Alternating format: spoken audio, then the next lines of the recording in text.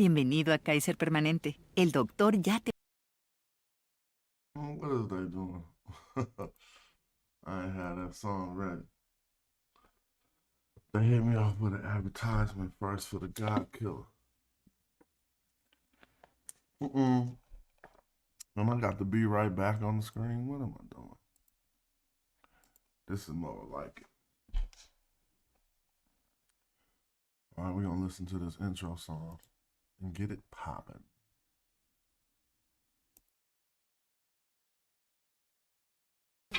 I'm in Rock Squad up, Magi archers in the building, please believe. Oh shit. If you ain't Sinetta, no time for that interview, dog. I put my shit out for niggas, I don't send it to blogs. Clan killer off the Buddha, not being discreet. One puff, this big pops and projectiles. Between the sheets. Sun run, cold game, bring your cleats. The best flow blow, Eskimo, penguin feet.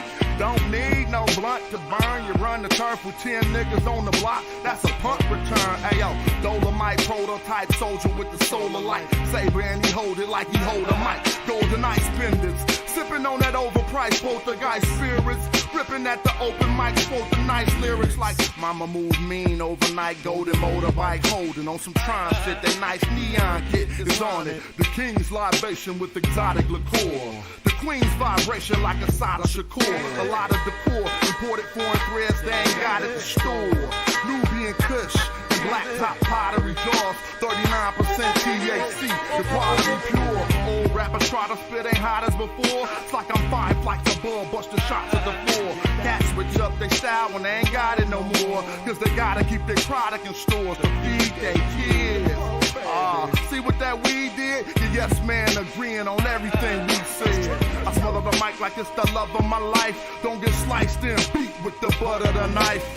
Brother polite, I say I'm animalistic, cause I still be in the hood with my hand on my pistol. The Hebrews think I'm cannibalistic, E5 divination, channel the mystic, audio visionary. Let's play poetical Pictionary. Picture me burning down your missionary. Yeah, then I send you religion. That red dot on your head, that's Hindu tradition. Invisible, independent, intrinsic shit. I'll bring it all to an end with indivisible games. Charles Xavier, getting your brain. Mental anguish, a manifesting physical pain. Wizard remains to dance in the chemical rain. Breathe slow, then I'm up out of this physical plane. Got military machinery that exercise, weaponized greenery. Shine at a jeopardize the scenery, son. Bruh, the beam 10 times your distance. Inclines convention. Stop rising with no trend line resistance. The parabolic breakout. I'm F-16 with the aeronautic fake out. Parabolic breakout. Stock rising, no trend line resistance. That's who it is. The God killer. The God killer. It's the God killer. The God killer. The God killer. The God killer. It's the God killer. The God killer. The God killer. The God killer.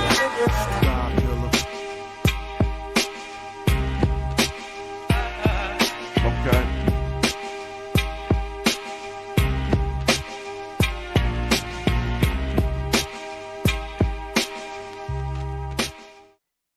All right, you know what? Thank you, Inspector. Let's see what else they do. One we ain't played in a minute. That Hotep style. As a major research Hey, they don't institution, like that. Arizona State University In the battle rap form. Hotep style. What up with y'all? Thanks for tapping in, man himself. What's up, RTP? What's up? Shock Rock. What's up with it? Shock Rock King. What it do? We're gonna get it started, but not so fast. Not so fast. You the skills. All right, they made me listen to 2 ads. I'm playing music right off the SoundCloud to get it popping. In case you wanted to hear any of these tunes, you could go right to SoundCloud and jam that. Let's listen to that old school Hotep style and get this popping. All right.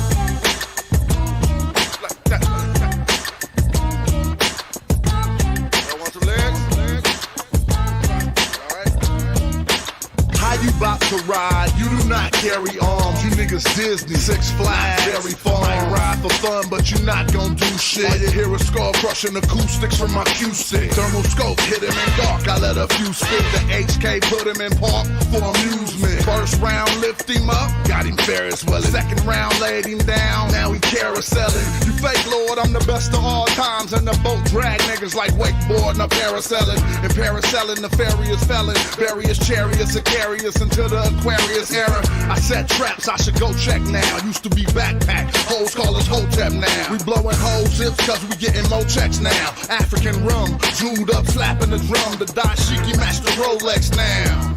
So from now on, you can call that Hotep style. Bitch, ever see me chasing a bag? I got duffel dough. I live off trees like how truffles grow. Full string marionette, it be a puppet show. At wet and try marionette, I let a couple go straight down the aisle. Suppressor with the muzzle on. Now you can't suppress her, I put a muzzle on the bitch. Hey, don't confuse me for the mother dudes. I still reflect light like the mirrors that Hubble used. Crazy wavy, I'm on some other shit. You test me, I'm one particle in a double slit. The results say I gotta be deceived. Then it's aquatic audio until you're nautically fatigued. Smash atoms in the radio waves to see who sounds priceless. Time's relative, we have different noun slice. Pound for pound wise is witty with sound devices. I paint audible circles around the night. Beef for how you asking where the biscuits at. My butler carved your chest, brisket flat. We only beefing cause your cuts his ass. That's a rump. Back in the day we would've kicked that ass. That's a Trump quote. Get your ass kicked at your party like a drunk. You on the bottom, then we picking up jewels. That's a sunk boat.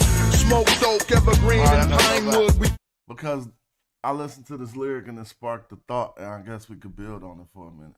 Forklift money, I gotta be deceived. Then it's aquatic audio, it's me. I'm one particle in the beat. I'm on some other shit. You test me, crazy wavy. I'm on some other shit. You test me, I'm one particle in the double slit. The results say I gotta be deceived. Then it's aquatic. All right, I guess we done it before, but let's go in on the science because it was making me think about time. It said, crazy wavy, I'm on some other shit. Test me, I'm one particle in the double slit. The results say, you gotta be deceived. Then it's aquatic audio until you're nautically fatigued. We'll smash atoms in the radio waves to see who sounds nicest.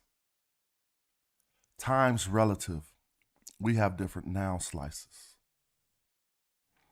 And so if we want to go in, we could actually be in a science class to start building on this.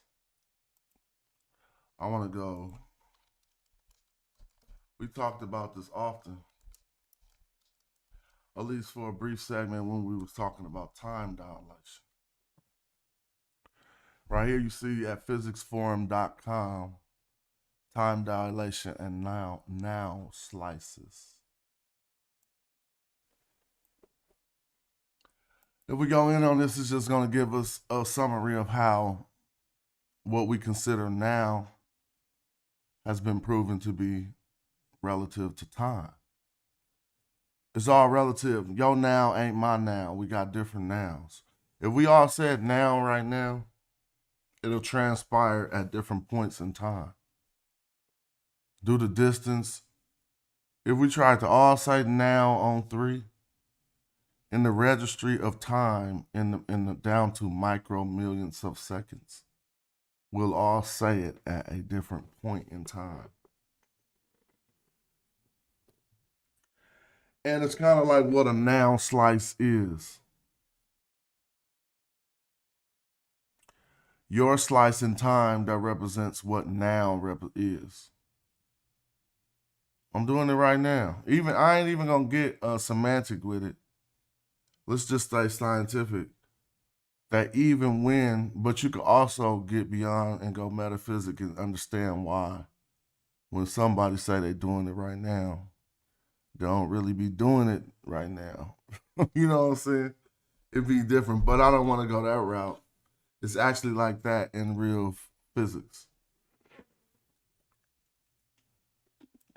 That time is relative. Then I was thinking it leads to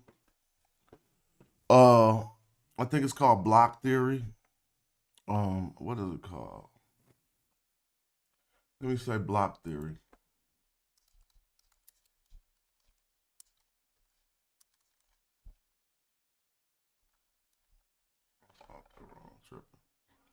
Let's see. Yeah, growing block universe. Okay, great. So now we see that I didn't just make that up. So it is called the block theory, I guess. Well, we have the growing block universe theory of time states that the past and the present both exist and the future as yet. All right, no, this ain't block theory then. Not block, yeah, because block theory got you going in the block and everything that you've created still exists, but you still got to push through to the future. But I don't think they explained it the way I know it. See, in the block theory that I know, and we're at ResearchGate, just I don't know whose paper this is. But this is a diagram of what I want to look at about time. How some say time is actually represented. So, you know, space and time have been, it appears they're connected. Can't go through space without traversing time. But you can go through time without going through space. But I don't know if you could experience time without occupying space. Like you gotta occupy some space in the universe to even experience time. But that's just me breaking it down, but you know how that works. But they appear to be connected, and so this is a block of space and time as we perceive it. And so you see that slice through time that says now? Well, you see, right now, it appears to, it's not at much of a, it's not really at an angle. The whole box is at an angle. But there are descriptions of this to where we could be on different points in time, again, like I was trying to explain, in that noun splice. And if the past is represented by the left portion of the box, and the present is represented by the noun slice, and the future represented by the right side of the box. If that noun slice is not going straight across time, which they say it doesn't because time is relative. And so a person moving faster is going to experience it at a different rate than a person moving slower. So that means that noun slice can go through time at a diagonal angle, which would then mean we experience time now is all different to us. So to get out of the science, to get back into CPT and the stuff they call, you know, that type of time, now we see why now don't be now. Now be different. But anyway, I'm just chilling. Get ready to get a nice show started. Oh, all right. What's up, brother-in-law? So what y'all think I just said was craziness? Even though I can pull up diagrams to show that they understand this way. So it says the block universe. One dimension has been discarded and space is reduced to a two-dimensional sheet. Time runs at right angles to the sheet from left to right. If you stand still, you will trace a horizontal line. It says what you think of as now will be sliced through the block, which includes all points in space that you consider to be simultaneous. Excuse me. But if two observers are moving past each other, they will not agree on the same noun sheet. That's that noun sheet, that noun slice. So again, if two people moving at two different paces, then now is different to them. All right. I just got that from that song. It's crazy what you could get from a hip hop song, huh? That's why I said hustle, flow, and books. You know, but I really wasn't tripping. I just wanted to keep my sometimes I don't have a YouTube be wanting you to be like in order to keep you in the system, they be wanting you to stream so much. I mean, when you ain't broke through to that 200, 300, 400 people. You know what I'm saying? They be like, work, boy, work. But it's cool. I'll stay working. I get up early and I work. Sometimes I'll be wanting to stream like it's too early to stream. Even though this is a worldwide platform. Mic check 1, 2. Okay.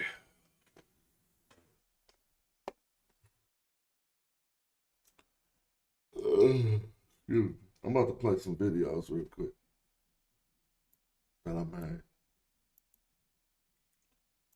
I had to play this one last night because Cass was talking about acting like they knew hella stuff about these genetic tools.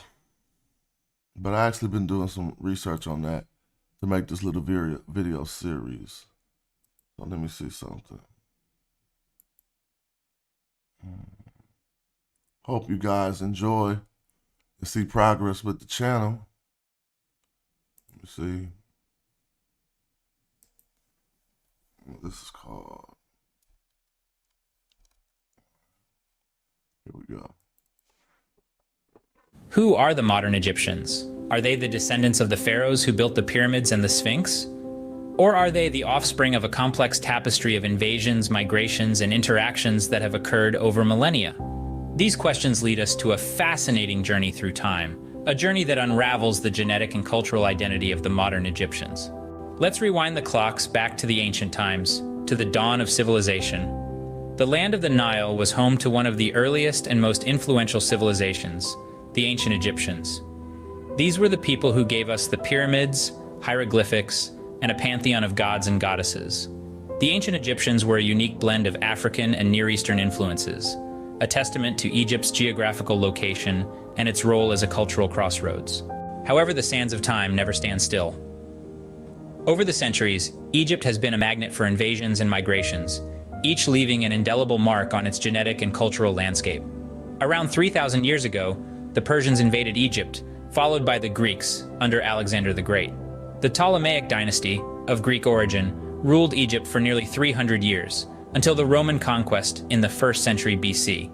The Roman rule was succeeded by the Byzantines, who were in turn overthrown by the Arab Muslims in the 7th century. The Arab conquest was a watershed moment in Egyptian history, introducing Islam and the Arabic language, which remain dominant in Egypt to this day.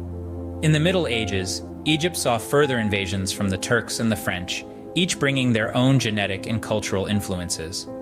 Finally, in the 20th century, Egypt gained independence, paving the way for the formation of the modern Egyptian state.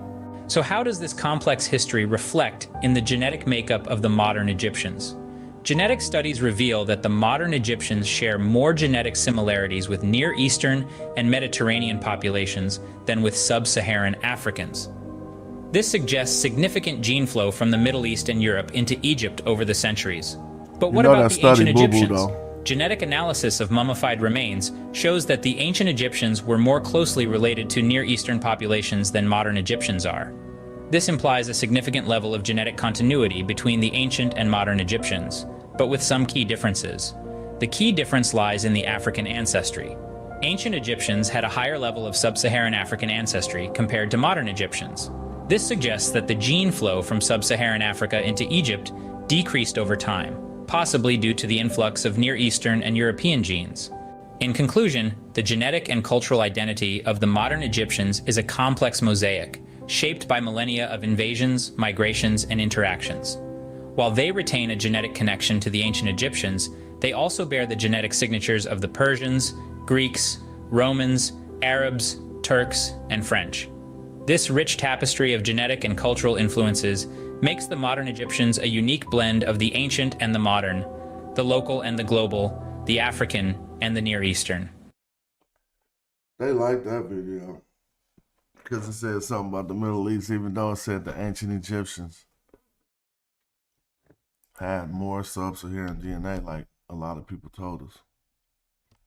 But it's cool. It is cool. All right. Let's see.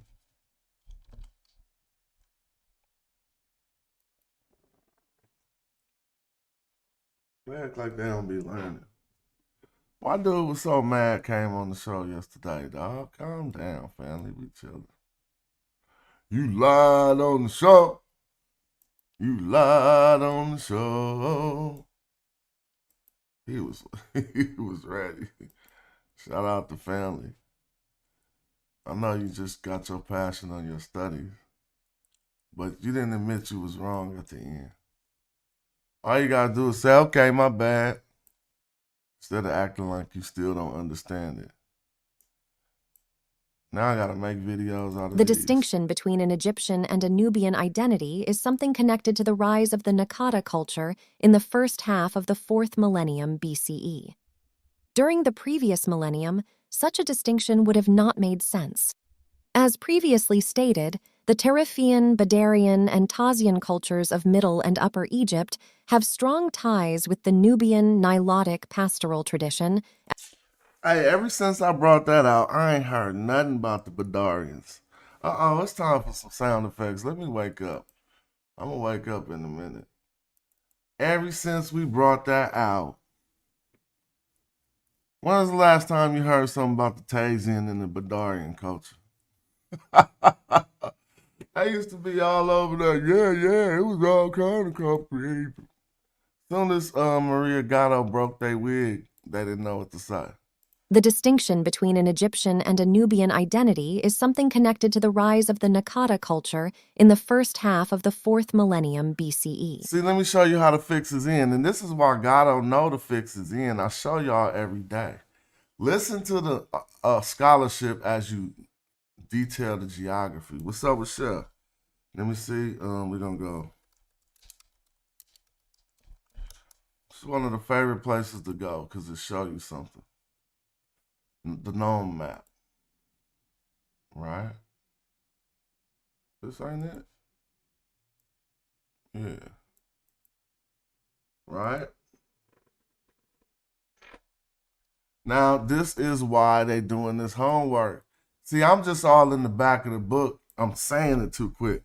But they trying to roll it out slow in scholarship because they just don't want to like have to do no one groundbreaking paper that change everything. But look, this Nakata is what she talking about, like I tell y'all, right? We're going to show all the places. This is Combe Ombo. So this will be Nubian A group, right? Now look at this. This is Badari,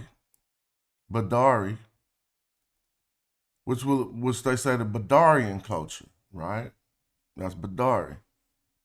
And then if we go up a little bit more, we probably will find the Tazian, but it ain't represented by a modern day name. So the Tazian culture is a little bit up from Badarian. Let's make sure we got that right. Tazian culture, right? Now check this out. 4500 BC. See? So all I'm doing is looking at the hook in the Nile and estimating how up it is, and then looking at this lateral line, or this line right here, and seeing that Deir Taza. They probably won't tell me around which nome it is.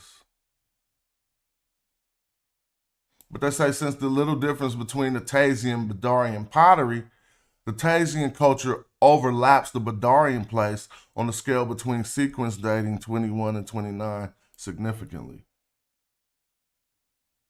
All right. Excavation of Tazian burials have yielded many number of skeletons. The fossils are generally taller and more robust than the later dynastic Egyptian specimen. Yeah, I'm getting off that coffee. I don't know why I've been on that coffee, but I need another early morning to wake up. But that ain't really good and healthy. It's proven that 1 hour after you drink a cup of coffee, your blood pressure rises. You feel me? That'd be right when I start screaming at y'all. So we got to be conscious of our ingestion too. I just like coming with hella water in the morning. Seem to work. I'm going to get back on that. That's what I'm on. But excavations of the Tazian burials have yielded a number of skeletons. The fossils are generally taller and more robust than later pre-dynastic Egyptian specimens. In this regard, the Tasian skeletons are most similar to those associated with the Merendi culture. Furthermore, along the Tasian cranial dilocephalic, whatever, long head, dilocephalic, whatever, like many of the other pre-dynastic skulls, they have a large and wide vault like the Merendi cranials. Skulls excavated from Badarian, Emiratian, and Natufian sites tend instead of to be smaller and narrower. All right. Now this says archaeological evidence has suggested that the Tasian, Badarian, Nile Valley sites were a parenthetical network of earlier African cultures that featured movement of Badarian, Saharian, Nubian, and Nilotic populations. I didn't even have to go into the Maria Gatto work. They tell you right here on the wiki. Did I thought my beat machine was on. Hold on.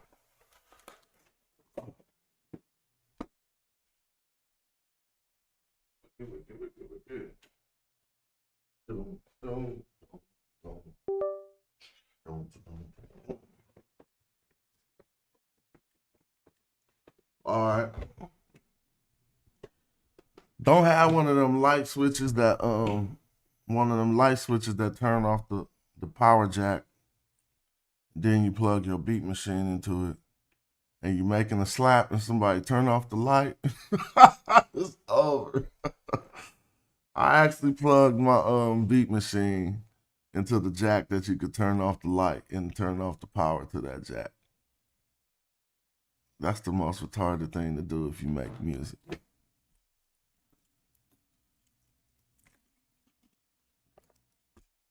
Yeah. Y'all see this here? Archaeological evidence has suggested that the Tasian, Badarian, Nile Valley sites were a parenthetical network. See, they say these things so good.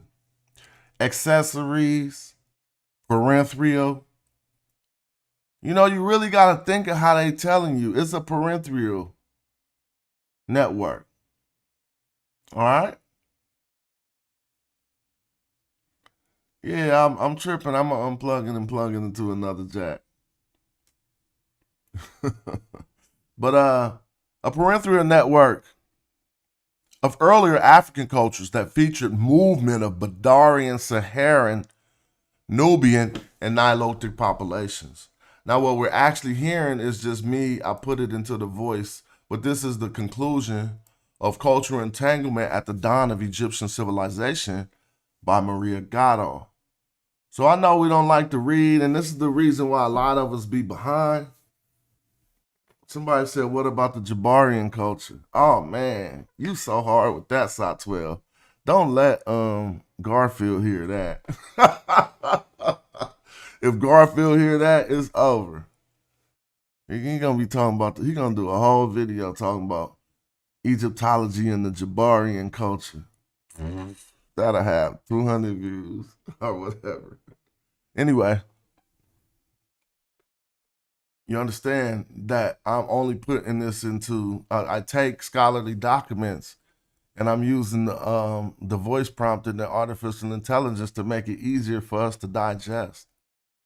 So if you type cultural entanglement at the dawn of Egyptian civilization, you'll actually get the scholarly work.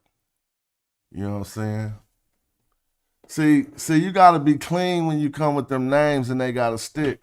When people be trying to slander you, their names don't be slick enough. So I can tell when somebody say something about me that's going to stick. If I laugh at myself, like, oh, he got me, then I know, okay, that might stick. But people be having weak stuff talking about, I ain't even going to give no examples. But the Jabarian culture is hella funny, bro. Somebody going to go there. Don't ever have me have a debate. I'm going to whip that out. The distinction between an Egyptian and a Nubian identity is something connected to the rise of the Nakata culture in the first half of the 4th millennium BCE. During the previous millennium, such a distinction would Now, have y'all not couldn't even hear that, right? So she gonna try to untangle this, but let me show you what she's saying to show you just how problematic the mess that she's trying to unravel is. Listen to the sentence carefully. The distinction between an Egyptian and a Nubian identity is something connected to the rise of the Nakata culture in the first half of the 4th millennium BCE. Okay. Now, when we go back to the map, she said the distinction between the Nubian and the Nakatian culture, blah, blah, blah, gave rise to something in the 4th millennium BC, to the Egyptian, you know what gave rise to the Egyptian state, what have you. But when we look at Nakata, right, as she's going to tell you through the material culture, the ancient Egyptian name for that was Nub-Wet, as we've detailed earlier. You see the gold right there. We come down to Kom Ombo, the other site that they're trying to make distinctions between these two sites. And this one is called Nub-Wet. Nub-Wet, Nub-Yet and Nub-Wet. And these are just scholastic pronunciations. Nub-Yet and Nub-Wet, all right? You can say Nub-Yet, Wet, whatever, do it, whatever you want. But you see what I'm talking about. So she said the distinction between these two. Now let's listen again geographically as we understand the first place that they even call in Nakata was called Nub-Wet. All right. And Nub-Wet could be attached etymologically to the term for the region that developed later, but some say that's questionable. Let's hear. The distinction between an Egyptian and a Nubian identity is something connected to the rise of the Nakata culture in the first half of the 4th millennium BCE. During the previous millennium, such a distinction would have not made sense. As previously stated, the Tarifian, Badarian, and Tazian cultures of Middle and Upper Egypt have strong ties with the Nubian Nilotic pastoral tradition. So she said, you see that? So we making this distinction between the Nakatians and the Nubians, but in the previous millennium, such a distinction would not have made sense. That means in the distinction before that, you couldn't say Egyptians and Nubians was anything different. And she's going to tell you scholastically why. But see, people don't be hearing this when they hear the words. They just hearing it like they reading a book they don't understand. The distinction between an Egyptian and a Nubian identity is something connected to the rise of the Nakata culture in the first half of the 4th millennium BCE. During the previous millennium, such a distinction would have not made sense. As previously stated, the Tarifian, Badarian, and Tazian cultures of Middle and Upper Egypt have strong ties with the Nubian Nilotic pastoral tradition, as can be inferred, for instance, by the very similar pottery, economy, and settlement pattern, and by the latest findings in the deserts surrounding the Egyptian Nile Valley. Gatto, 2011b, 2012a-b, 2013. The creation of the Egyptian identity was instrumental for justifying political power and had as a consequence the creation of the ancient Egyptian concept of duality, Egypt in opposition to the others, which, in a boundary region such as that of the Nile First Cataract, would have been strongly and consistently challenged, particularly during a period of important socio-political changes as the pre-dynastic.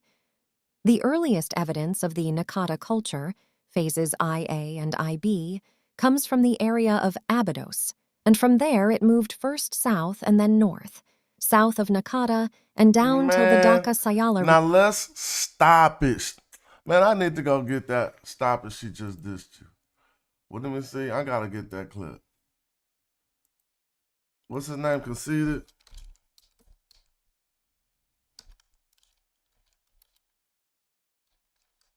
I mean, I just dissed you. Hold up. I just dissed you. Wait, I just dissed you. How'd it go? Slow it down? Yeah. I gotta get this clip.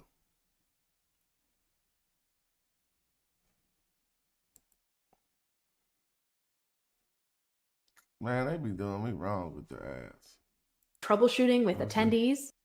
Any survivors left in that lonk in the sprout? You guys want to take shots, then Captain Morgan's comes out.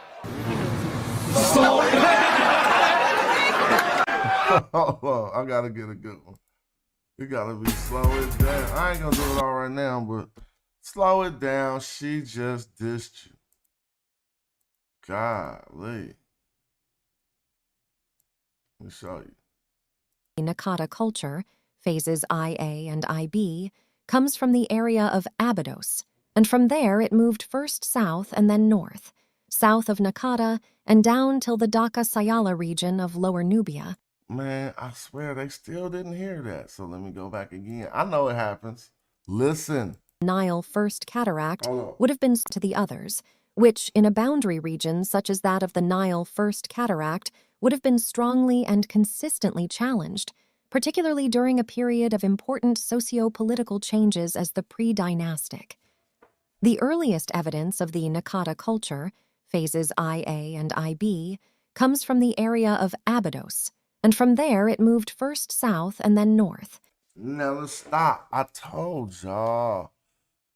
She just said Nakata right here. 1A and 1C comes from the area of Abydos. See, you know why she's saying that? Because they don't know where Thinis is. But when we do the philology, look through all the text, all of the texts say Thinis was somewhere by Abydos. And it was the pre-dynastic kings of the Thinite Confederacy that supposedly went south first. Do y'all, I see it so clearly. I want y'all to see it. Please, please, please watch this. Look. Keep your eyes on this blue Abydos, right? They went south first to Nakata and south more, and then got into beef with these people to form the state. Now let's hear if she say any of that. She probably ain't gonna say nothing about no beef, but let's listen. Challenged, particularly during a period of important socio-political changes as the pre-dynastic.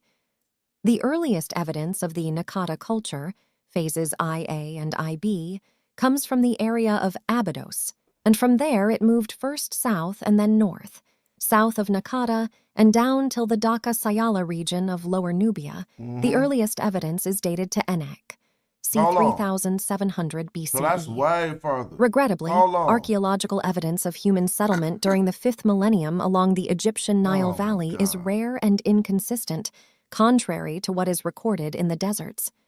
Unless it would have been strongly and Dhaka. Come on, man.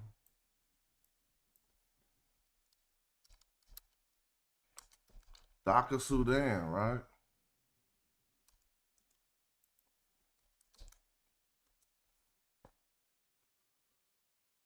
Temple of Dhaka.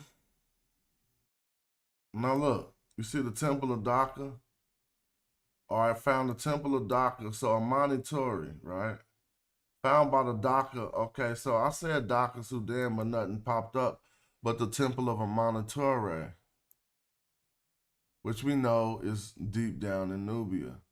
Well, let's see, Amani Tori's Temple of Dhaka in Nubia. Now, I want to see how far down we are at Dhaka.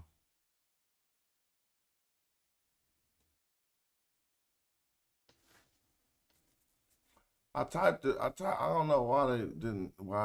Maybe I should have used Google. I'm tripping.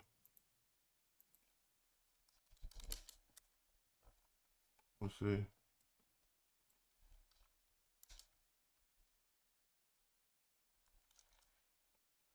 This took me right back to where I was at. Sudan. That's the only source they want you to see. Well, all right. I'm coming up short to see just how far down the map I should be looking. I actually see that it is well below the bin. It's probably, I mean, it's into the Sudan, but relocation. So it got relocated during the construction of the Oswald Dam, and the temple was dismantled. Okay. So it's underwater, basically. See how they do that?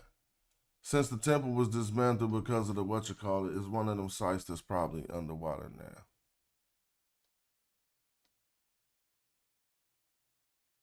Stone blocks of Tutmosis III were discovered from the original New Kingdom structure at Kuban. All right. So that's how far down they went, bruh.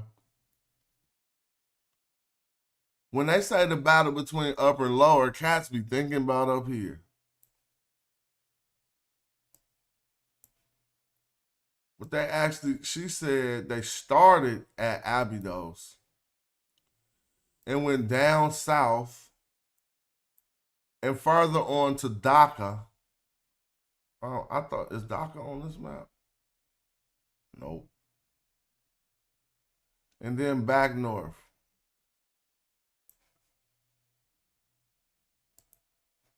Cats don't be hearing that, though. Consistently challenged, particularly during a period of important socio-political changes as the pre-dynastic. The earliest evidence of the Nakata culture, phases IA and IB, comes from the area of Abydos, and from there it moved first south and then north, south of Nakata and down till the Dhaka-Sayala region of Lower Nubia. The earliest evidence is dated to Enek, c. 3700 BCE. Regrettably, archaeological evidence of human settlement during the 5th millennium along the Egyptian Nile Valley is rare and inconsistent, contrary to what is recorded in the deserts. Unless covered by Nile silt, in the region under discussion, the development of a long-term occupation appears to be in concurrence with the southward spread of the Nakata culture. As previously stated, it is highly unlikely that the arrival of Nakata means migration of people from the north, colonization and domination of the local communities. The interaction sphere model helps in interpreting the process as a possible spread of an ideological system based on a shared set of beliefs and practices on both personal and public levels. The Nakata material culture being accessible to many people, as it is suggested by the common finding of Nakata items in villages and cemeteries, has probably functioned as a marker of social group identity. Economic factors were probably a major key point for the Nakata group to include the South into its sphere of interaction, and a super-regional Nakata identity definitely facilitated trade. Power was probably the other key factor. In fact, the ideological system also included religious beliefs and practices that were used by the emerging elites to mobilize exotic items and develop a prestige goods system, which in turn helped justifying their power. Highly ritualized places, such as Kas S1 or Nag el Hamdulab, may have been used as loci for displaying and straightening Nakata ideological power. Even though in the region there is no data available for the 5th millennium, what seems to be the oldest funerary evidence, found at Shalal, is related to the Nubian tradition and likely predates the arrival of Nakata in the region. Certainly, the bulk of the archaeological record from the 4th millennium is related to the Nakata culture, but a small Nubian component is always present in many aspects of the material culture, such as pottery and lithic. However, Nubian-related objects, particularly black-mouthed vessels, are much more common in the funerary sphere than in the domestic one. Giving for granted the Nubian tradition was the one settled in the area before the arrival of the Nakata one, the strong presence of Nubian objects in the graves suggests a willingness by the local population to keep their identity mainly in the funerary symbolic realm. A similar reaction has been noticed in Upper Nubia during the New Kingdom Egyptian colonization and acculturation, when not only Nubian identity markers were present in graves, but they were mainly present in graves of women, St. Smith 2003. Hybrid objects, such as the Nakata red-polished bowls with a milled rim, which is typically a Nubian marker, are recorded in the domestic sphere. Interestingly enough, It is an Egyptian object that is reconceptualized through the addition of the Nubian rimtop decoration to create a material entanglement, as defined by Stockhammer, 2012, 46, 48. There are also elements, such as the animal burials in the human cemeteries, and the great amount of shale-tempered vessels, locally produced, which are neither Egyptians nor Nubians, giving to the local cultural material style uniqueness compared to the two original identities. The ritual sphere is probably the most articulated because not only relates to group identity, but represents also the rising Egyptian central power ideology. Elements from both traditions show up, and this is clearly visible not only at Kas S1, but also at Elephantine Island with the Satet Temple, but the Egyptian iconography and ideology is clearly in majority. The finding of an exceptional site such as that of Nag el-Hamdulab, which essentially has engraved on rock walls sequential scenes representing a royal jubilee, and thus royal power, as it is known in the dynastic period, is of great importance. The location of a site like that at what will become the southern border of the Egyptian state suggests a strong need by the newly established Egyptian elite at the end of the 4th millennium of ideological and political control at its southern border. A control that at the end of the pre-dynastic period will force the human occupation in the region to cluster at Elephantine, where a fortress will be built during Dynasty Worst, and to show in the material culture less and less Nubian markers, although Nubian objects are consistently attested at Elephantine, Rockwell 2008, as well as is the presence of Nubian people reported from written sources through times. In conclusion, the present study brings to light the existence of what can be defined as a southern variant of the Nakata culture, which is also attested in the western desert around Kurkur and probably in the eastern desert as well. The southern Nakata culture is characterized by the presence of animal burials in the earliest phases, Nakata ICEYAB, multiple human burials and graves shafts covered by stone slabs in the later phases, Nichi B, the common use of shale wares in both domestic and funerary contexts. The greater percentage of shale wares compared to Upper Egyptian localities such as Hierakonpolis and Adaima, the consistent occurrence of Nubian elements in the material culture, and the peculiarity of having sacred and ritual spaces in natural settings. This variant is the result of the entanglement of Nakata and Nubian identity elements with the addition of new elements. The different stages at the base of the entanglement process are detected. Identity markers coexists. They are acknowledged by both groups, and by the appropriation and elaboration of specific elements, materially entangled identity forms are created, such as the Nakata red-polished bowls with a Nubian milled rim decoration. The growth of the elite system in Egypt during the 4th millennium created a stronger centralized control, with the need for a more consistent presence of Nakata symbolism, ideology, and iconography on the ground. Thus, a standardization of the local material culture style in favor of Nakata identity markers, and the almost disappearance of Nubian markers from the record. Damn, that blap that came on after that. See, my movie gonna be clean. I gotta take that audio, make the video out of that. But now that I heard that beat just start right after that, I might really use that beat in the movie. Because that came on like it was edited right. Huh? But I gotta change the content on that song. Y'all heard it though. I'm gonna make that video. So what I just shared was St. Andrew's corpus of text of ancient Egyptian. And this is very good for the student, the enthusiast, because it gives you a point where you can look at ancient Egyptian texts that have been overviewed by a school. So you won't have to take my word for it. And then you can actually see the hieroglyphs, the English, and the transliteration. So I'm just going to click on this first one since it has all three of those to show you why I really like this tool that I just shared in the chat. And if you don't know how it's useful, it could be useful to you if you are a history buff, a historian enthusiast, or a scholar.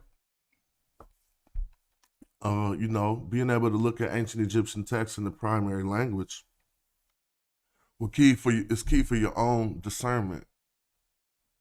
For you to be able to say what what you think it says, and all of these things, and to see how the scholars come to their conclusions. Too bad this document is hating right now. Why is it doing this? Man, it's taking way long. It must be hella big. Let's try the second one. See, what's happening is it keep opening up in my system viewer, and I don't want it to do that somehow. I don't know, maybe, dang, it never would be this slow before. But Adobe Acrobat is giving me problems lately, man.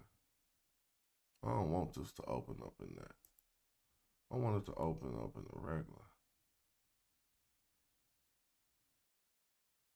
Open link in a new tab. It's still opening with Adobe Acrobat.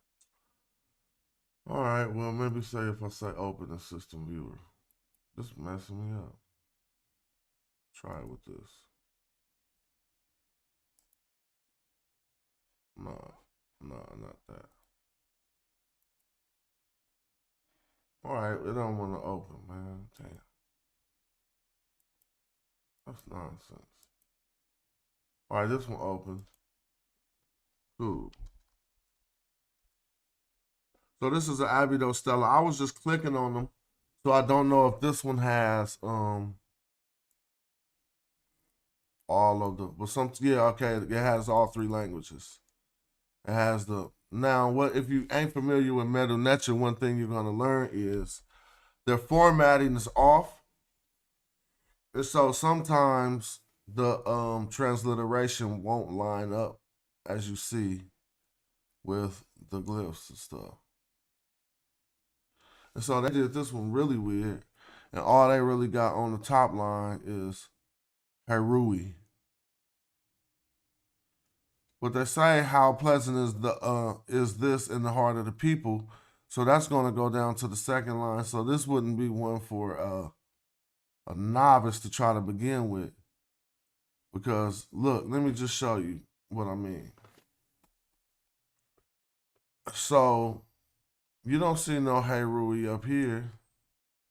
You see a purr, right? Let's make sure we start at the top of it. Yeah. You see a purr glyph and an uchik with a ma'at or a shoe behind it. So like a paru, then you see a chick with a femininity little egg. You see a pa bird, a M. So ma, so something was scratched out. So you can't get all of this. No way in the world we make this because there's too many scratched out portions of the text. So I don't know where they be starting from, but I'm looking for the Herui. Right here, look. So it would be hard for people to know that this is actually starting right here. So what they did, and the school omitted they didn't even make an effort towards any portions of this broken off text that they can't make. And so now I can prove it by going, this Herui up here is actually right here. Herui, let me make it bigger. Now Hor, I'm saying Herui, Horway, all right? I should be saying Horway or whatever. The W and the I or the W and the Y at the end is going to give you, it's going to turn that into a question. So if you got Nefertiti, that means the beautiful one has come. Nefer means beauty. Iti is to come. So if you say Nefertiti, they say Nefertiti because she's feminine, so Neferet Iti, Nefertiti, Neferet Iti, something like that. To come is you can say Iti. Now if you say Nefer we, that's how beautiful. Nefer way. So this say Hor way. where whore must be something pleasing in this instance. So it says whore way, how pleasant. Now, it actually says whore way, nin im obju, right? So what are they getting this from? This is the heart. So this is pleasing that they actually getting. The whore way is how. They just simply saying how. I don't know what the nin is supposed to be negation, but I don't see it being negated. Oh, that's the this. You can also, nin is also a this. Double N's. So watch this. Sometimes I go too far off and people won't think I'm telling the truth. So, I mean, people don't know, so you got to show them. So I'm going to go into a dictionary and put 2 N's. Normally, this is going to show negation, but it also is used in a different time period to say this. So I put 2 N's. I'm going to click case sensitive and whole words. Hopefully that'll limit my search down, but it didn't appear to do it. What? Now I got to say, maybe redo it or something. Okay. Now, see? Right there. This. Let me take this tool off. Just don't. Can I move this tool? I don't know how to do nothing. There we go. So y'all see that's actually this.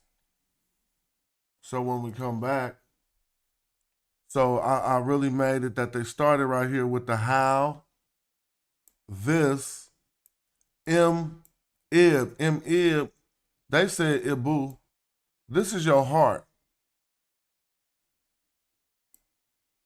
How this of the heart. No, they say how pleasant is this in the hearts of the people. So they still saying in the hearts of the Remech.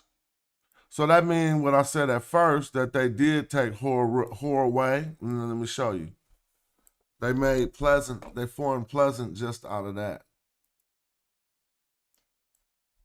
And these tools work together, as you see, but you got to know to change the transliteration. And so I'm just going to put, let's see if one of these comes to pleasing.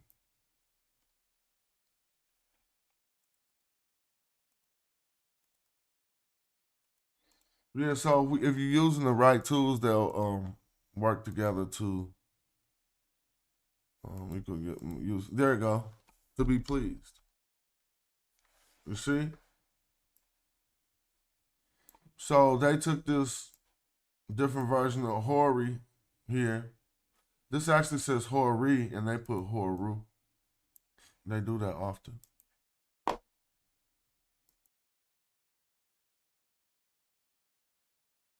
Let's see, hold up. Give me a moment. Give me one moment to step out of this room. Hold up. Play y'all favorite tune on the internet. Be right back. Black people, I love you, and I love you enough to tell you, you ain't ready to revolt shit. You don't feed yourself. You don't hunt your own animals and slaughter them. You don't prepare for your own meat. You don't own your own land. You don't have a seed growing in your window. So when you think about revolutionaryism, and you think about fighting and dying in the street, you ain't shit. Killer Mike said black people ain't ready to revolt. It's a disparaging marriage and he ready to elope. Maritime coastline, deep V hull boat. Crack a nose turned up, machete to your throat. The divine snatched the arm back, she finds she in Zinga. Moroccan mercenary got a line on Moringa. Ask Chief X to swing it. Go fund me to rock a new car or build a school like I'm Dr. Umar. Nah, go fund some more guns, banana clips and cannabis, and bury it, the jackal, Anubis. I'm cool, keep them heaters, and I'm in tie in an abyss. He ain't rapping due to libations, he just channeling this. Hands down. You ain't ready to oppose nothing. You are as a part of this system as any white person gentrified. Our own life. Hovercraft propellers over swamp water. We make the thoughtful think they should have thought harder. Be aware of this. Don't blink, there's only one blunt between the careful and careless. It's hard to face it when you need a shrink or a therapist. Mental disorder ordered them to label you a terrorist. I breathe elements and I found the secret. We could all walk on water if it's ground beneath it. I carry my weapon and keep my trees, and still be Hotep and ask to rig Nasheed. 6 in the morning, I greet my seed, then do everything I think I need. I have to say this because I know our spirit and our emotions get stirred. I'm not against nobody on the panel. I'm with everybody on the panel. I'm not diametrically opposed to anybody. I agree with everything my brother said about revolutionaryism. So let me ask you guys a few questions. We're in the South. We're in the heart of the South right now. Who fishing? Who knows how to fish? Hands down. Who knows how to hunt? Let's hands. Hands down. Hands down. Hands down. Hands down. Black people, are you ready to revolt? All right. Black people, are you ready to revolt? So y'all seen that? Then they got that how pleasant from that. So they did start right there. M-Ob in the hearts rematch. See that rematch? So these tools is good and effective. And even if it was off like this, if you use this as a tool, you got all the answers. So all you got to do is find where that first word is at. You feel me? Now we're going to get another instance to learn how this way works. The way that I'm talking about is on the end of this. This represents a W and a Y. So you can say way, never we. I mean, this is horror we, but the one we're going to look at next is never we. Because this says how pleasant, and this says how beautiful. So we should be able to see that the grammar should be formed in the same ways with the we. But they didn't even use the standard never we here as we come to this of the heart, people, this in the hearts of the people, right? Next they got on the way. And that's a little different. On the way is a different way to say how beautiful. As you see, on we, on the way, on the way. So let's look up on way. So you have to see the difference between this on has an I, and the I is encased. I don't want to say nothing about no, the I just is encased in some different type of casing. Let me make it bigger.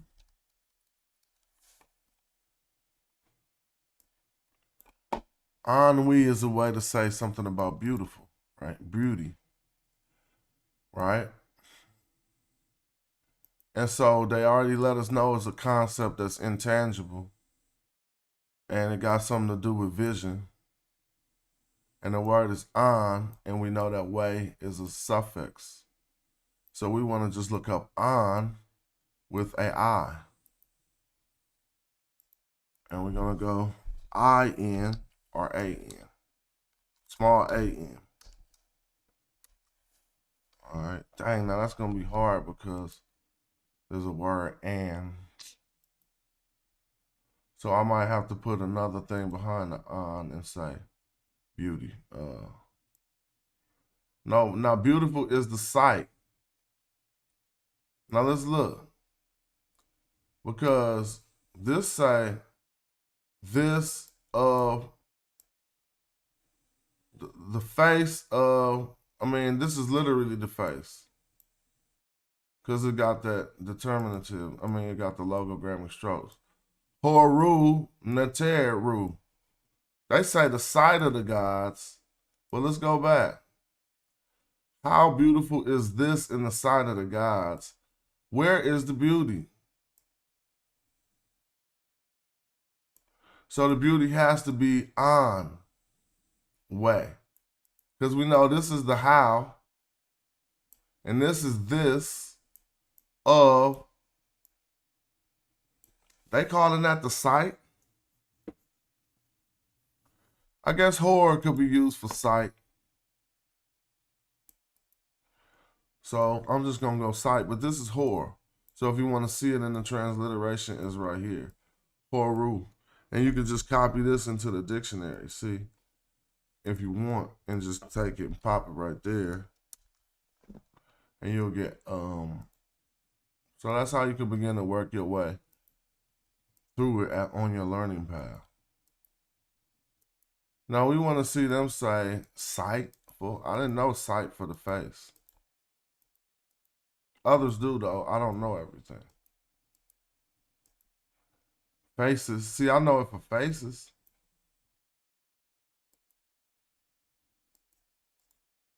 Hold on, let me see. Because lately, maybe my mind, I don't know what's been up. Let me see some faces, people, whatever, before. I don't know how to find it. I'm not going to look for that because I don't know nothing about it. But that's, faces fractured, but it ain't got nothing to do with, no, what they said. Sight, so I'm going to just put sight. There you go. Look, see? There you go. No, we found it. So they justified, and that's why I love looking at new academic sources, because they had to do all this homework that we doing in order to qualify what they're saying.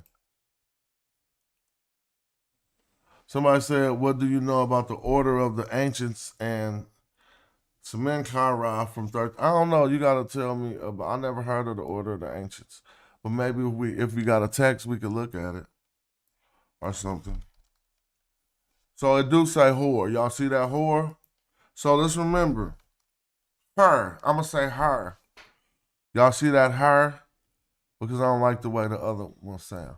So that her right there is a male face, which could mean face, sight, front, facade, mask, or surface, but this is it indicated with a logogrammic stroke under. Remember that. It could also just be, it could mean on top of something, or let me see.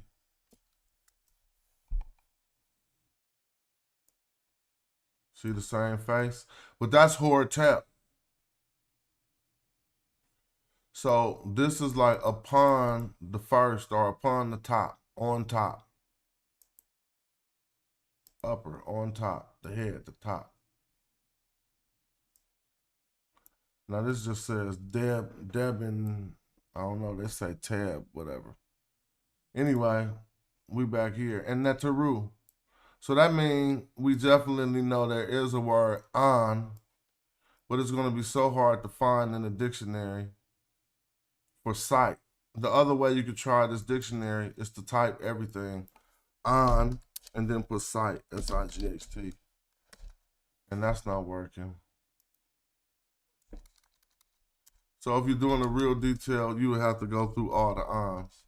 So the easiest way is not to use the search. You have to do it manually.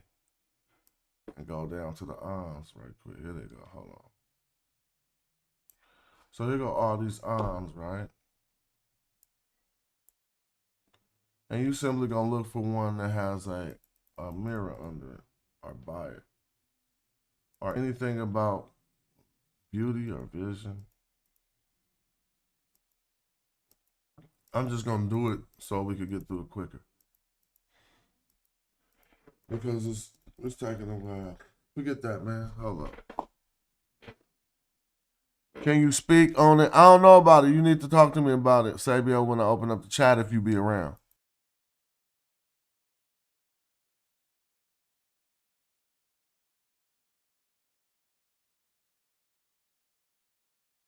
Now,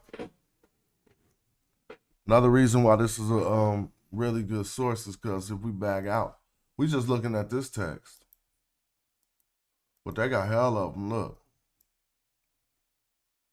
So you could actually go to a relevant ancient Egyptian text that's relevant to the arguments that we having, and they think you don't got no sources, and you could go into it and say, I don't say that. Look, here go Punch Expedition of Queen Hatshepsut, but it only got the English and the transliteration.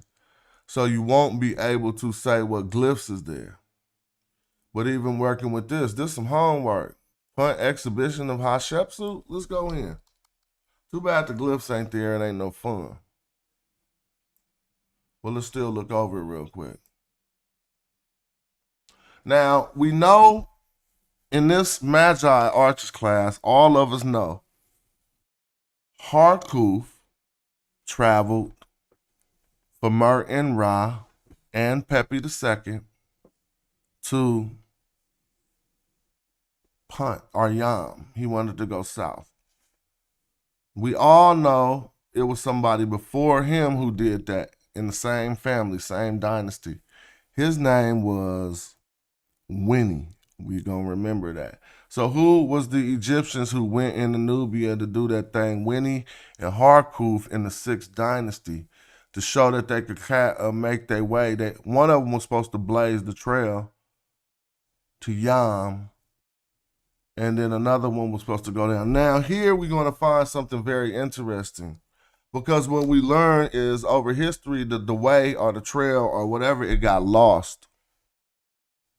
So people was wanting to go back out and do that, you know what I'm saying? Somebody said the Order of the Ancients is Assassin's Creed gaming terminology. Oh, I didn't know that. Let me see. But yeah, that's probably why I don't know about it. He was probably trying to get me. Let me see. So where we at? So what's going to happen is Hatshepsut is going to hot shep suit. Okay? Let's remember to say that correctly. And if we understand what her name means, we can understand why it's hot shep suit. Now, let's go look at her name. How about that? Because I think it's the foremost woman of the South.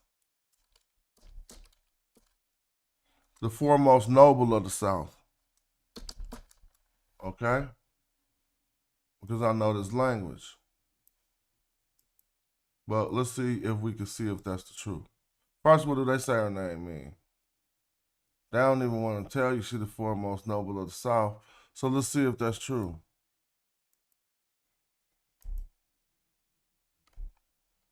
She definitely is Kenti somebody, but I don't see no hot shep. Let me see something. No, I see a Ma'akara. So that must have been her other name. Ma'akara. I don't say hot shep suit.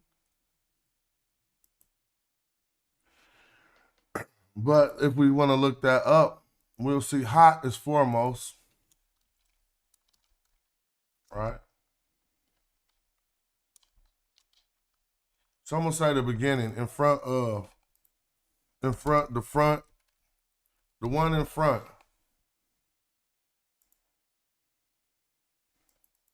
So let's look at these hots.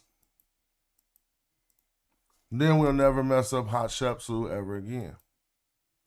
Hot, before somebody.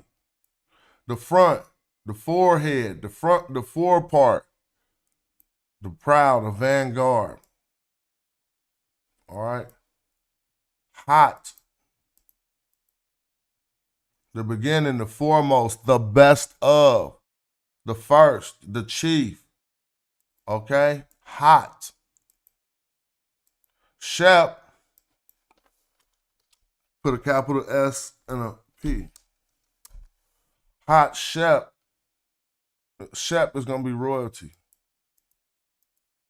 All right? That Shep is to shine. That's not her Shep. Hot Shep.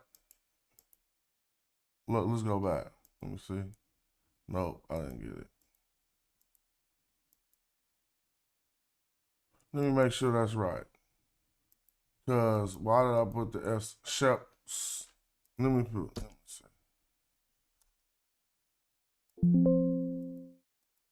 I want to make sure that's right.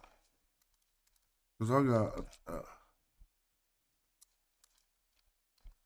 I'm just putting royal to see some stuff. And since we're doing it and we chilling, why not?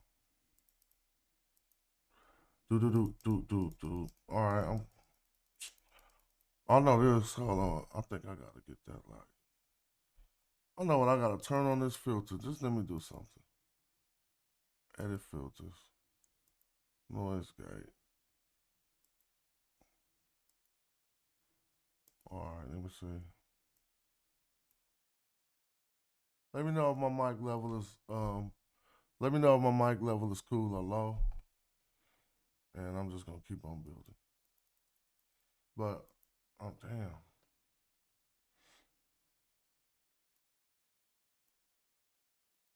I can't even find it, so. Hot chef suit, I think that's the royal one. But somebody say that suit ain't the South.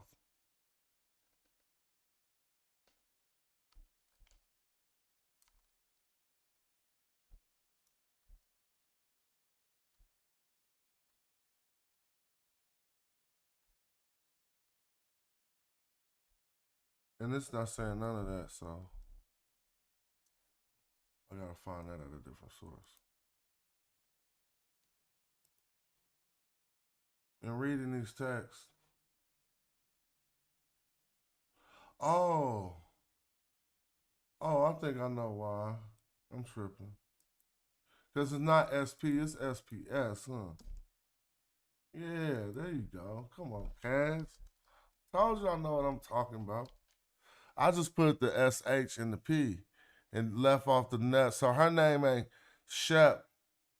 So actually, it's not suit. You see, the suit is coming from here. Hot. Now this is Shep Sue. But she's a woman, so you put a T at the end. I knew it, man. Come on. It just be taking some time. We doing this live. Other people would have edited that out their video. So y'all see this is a noble man. Hot Shep Sue. But she's a woman. So you got to put a T on the end. So we got the foremost noble woman has nothing to do with the South. All right. All right. Shep Sue. So let's go back to Hot Shep Sue.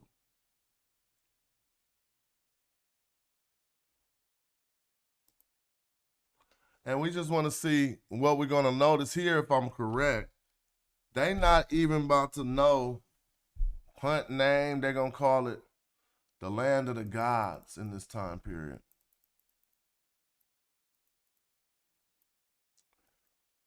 Uh-oh. That's the Lord of the gods. Oh, no, they called it Punt. I ain't trying to do that. I'm speaking English and that word say punt right there, but we don't know how this was pronounced in ancient times. Explore the routes to Punt, right?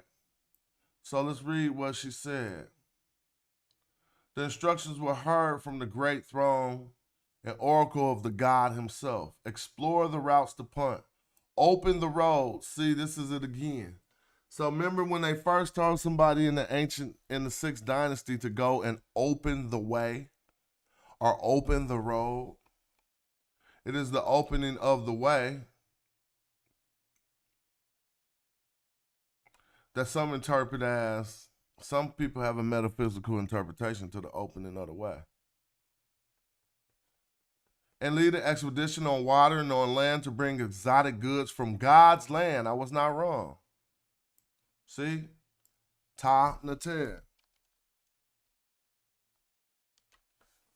So when there were certain people who tried to take this God's land and mistake it for like a Israel type of a thing, because at a different time period,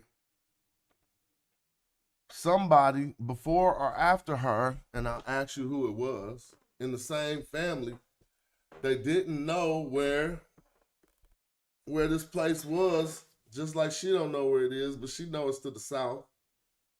Well, she don't say she know it's to the south. She say, explore the routes to punt, open the roads, and then they say, bring exotic goods from God's land. Ta Nater.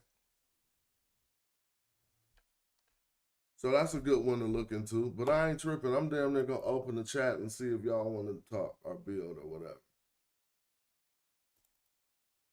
Cause trying to get my string fatigue up. But I ain't back all the way.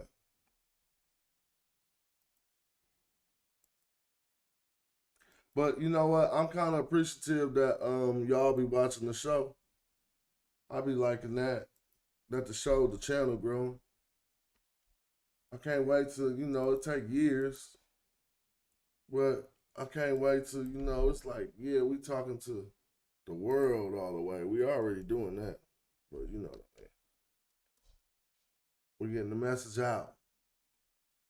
And what's the message? So I was just doing some research, and I'm putting a little section in this long documentary I'm making about what people say about black people trying to steal ancient Egyptians' culture, trying to steal the modern Egyptians' history. Man. So I'm gonna just give y'all the academic writing on that. I ain't gonna have to just sit here and grunt and grope. But I'm gonna hit y'all with a piece in a couple days. And we should have a discussion about how inappropriate it is to use tropes like that. Like black people are trying to steal the ancient Egyptians' culture. Seriously?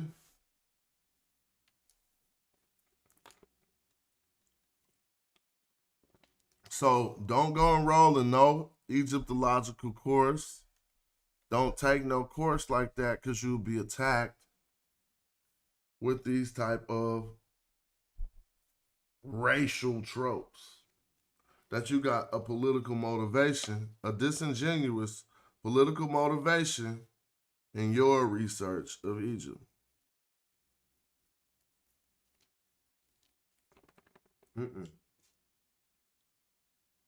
I try to build my page with hella subjects that I know to talk about. The one that I know to talk about, the one I got the most experience in is actually hip hop. Don't nobody want to hear you talking about that. You feel me? The most help I could give, don't nobody want to hear that. So I don't force it.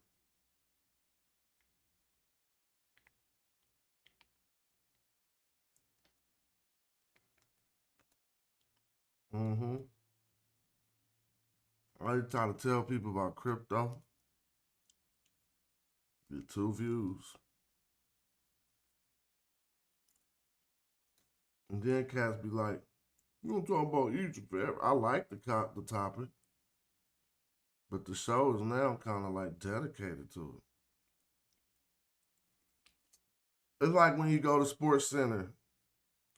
Is you ever gonna think they gonna talk about something else than sports?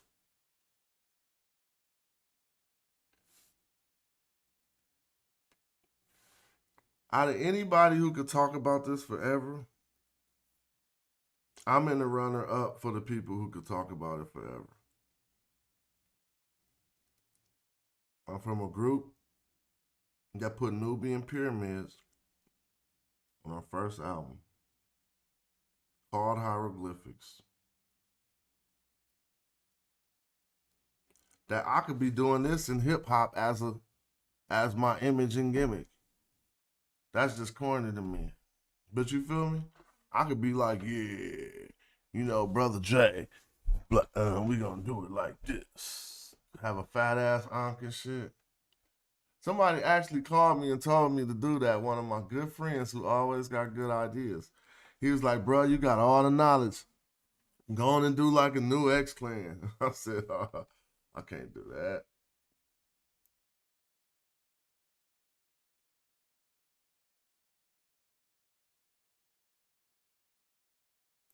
I shared the link. Who was impressively technical more, Andre 3000 or Big Pun? Are you serious? Big Pun, dog. Golly. That ain't even, you messed up Andre's uniqueness by even comparing him to that type of rapper. Because Andre is remarkable, but he's not like, he never tried to be like a Big Pun.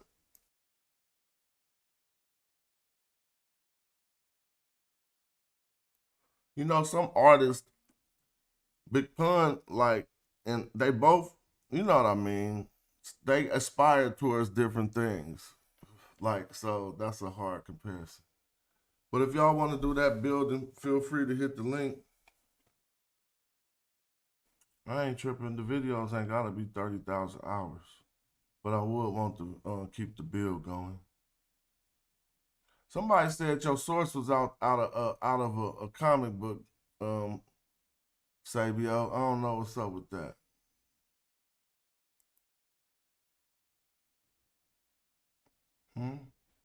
I'm about to do some private videos because we need to, the archers, we need to step our game up. And I need to equip y'all with some tools to help us knock them down in this 2024. We're going to make sure it's on top.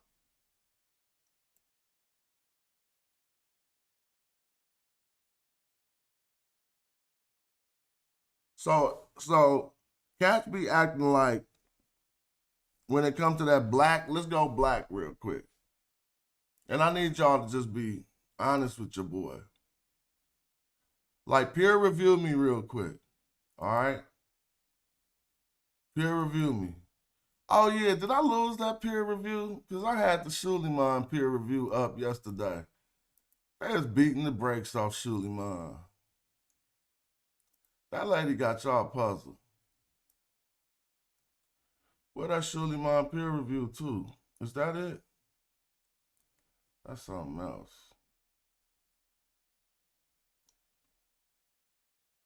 This might be it. Yeah, this the Suleiman peer review. What y'all want to dearly do? Huh?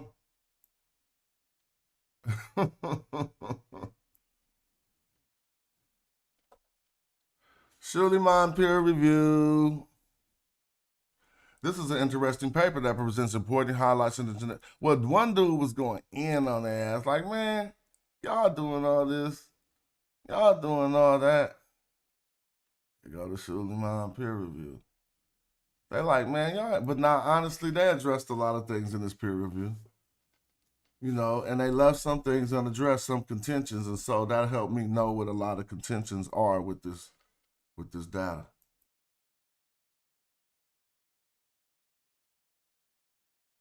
I'm going to make a movie out of this. Content, just put it in a different format. Take this and pop it in the AI lady, let her talk, and put some video images behind it. And then put Suleiman.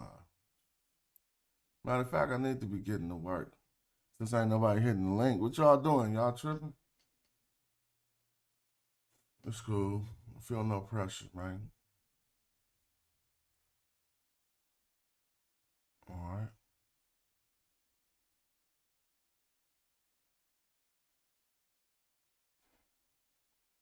Well, some cool stuff to read about this, but they did do a reply section. You know, and it kind of it show you why you should get your stuff peer reviewed.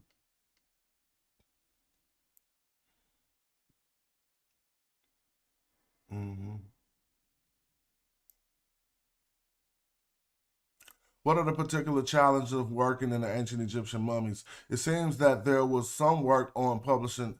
Well, there's one dude who was trying to cut him down. I was like, dang, he in y'all. Unfortunately, the author appears to have ignored several earlier papers on Egyptian. See below for 3 examples by other. Their primary result states in the abstract that our analysis reveals that ancient Egyptians share more ancestry with Near Easters than present-day Egyptians who received additional sub-Saharan admixture in more recent times. This was shown in 2012 using genome-wide S&P array data from Egyptians, Hen et al., blah, blah, blah, a PLOS genetics table 1. That is, The sub-Saharan African ancestry is of recent origin in Egyptian data dating to AD 1250, 24 generations ago. Indeed, those authors argued that the source of the sub-Saharan ancestry is more likely to be Nilotic than West African, as modeled in the current analysis. This is exceptionally problematic as it is only result reported in the abstract itself. And again, in conclusion, by comparing ancient with modern Egyptians, we remarkably found an influx of additional sub-Saharan African ancestry after the Roman period, which is visible at both mitochondrial and autosomal levels. This result is not remarkable. It was expected given prior published analysis. Let's see. Now he getting in on the SL245 gene, man. I'm telling you, he gave that lady a handlebar and she had to go back and change it. Because he said, line 180, the individual had derived allele at the SLC24A5 locus, which encodes for light skin pigmentation. Now, dude said SLC245A is among at least 20 skin pigment genes known to contribute to melanin variability in contemporary human populations. It alone does not encode for light skin pigmentation. Indeed, many individuals in Cape Verde, Africa, carried this allele, which does lighten skin pigmentation, accounting for 7% of the variance in pigmentation, but their overall phenotype would still be twice as dark as the average European. Cats be like, is it peer reviewed? But they don't even go read the peer review.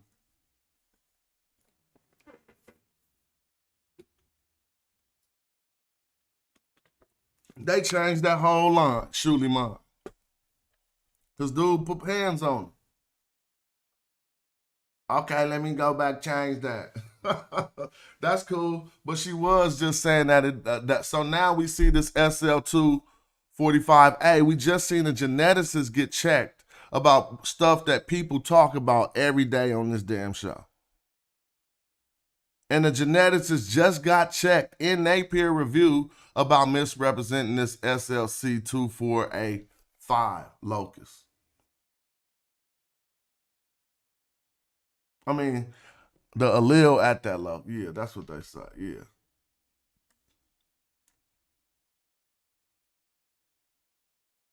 So if I'm reading this correctly, it says this individual has a derived allele at the SLC24A5 locus, which encodes for light skin pigmentation. And this person just corrected what a lot of us be saying. Yeah, they had that SLC, but he just said it alone does not encode for light skin pigmentation. Indeed, many individuals in Cape Verde, Africa, carry this allele, which does lighten pigmentation, accounting for the 7% of variance in pigmentation, but their overall phenotype would still be twice as dark as the average Egyptian.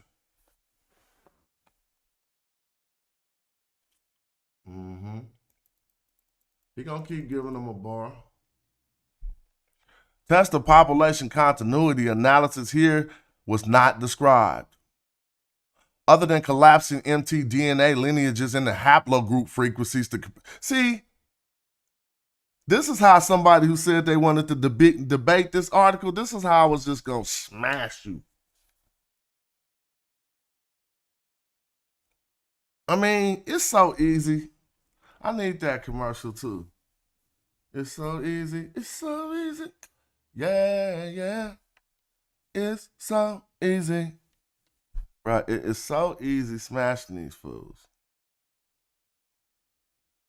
You want to debate this article that you don't even know the title to? Well, I'll be like, what's your stance on the test of population continuity? Huh? What are you talking about? Well, the analysis wasn't even described. I mean, other than collapsing mtDNA lineages into haplogroup frequencies to compare ancient and contemporary groups, there was no description of what the test actually was. What do you mean? What do you mean? Hold up, hold on, hold on, hold on, hold on, hold on, hold on, hold on, hold on, hold on, hold on. Shout out to my families. Y'all be hella funny on the YouTube. What's up with fam? What's up with it? What's good with you, bro? You be killing them out there. Oh yeah, I appreciate that. Give me a second.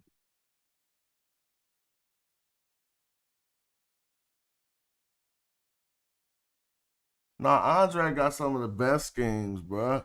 But those are two type of different artists. I would never compare Andre schemes to Pun schemes. Come on, dog. Pun said some stuff people can't say to this day.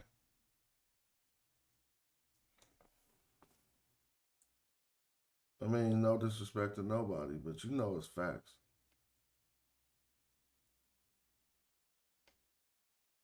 Hit the link, y'all. Who gonna win the hold on contest? I'm sampling some hold ons. Hold on, hold on, hold on, hold on, hold on. Hold on, hold on, hold on, hold on, hold on, hold on, hold on, hold on, hold on. Hold on, hold on, hold on, hold on, hold on, hold on. Hold on, hold on. It's gonna be knocking. Take the Garfield sample and the Gozy sample and make a song. Yo, called Hold On. You was killing them. Killing Garfield. Was the set cool?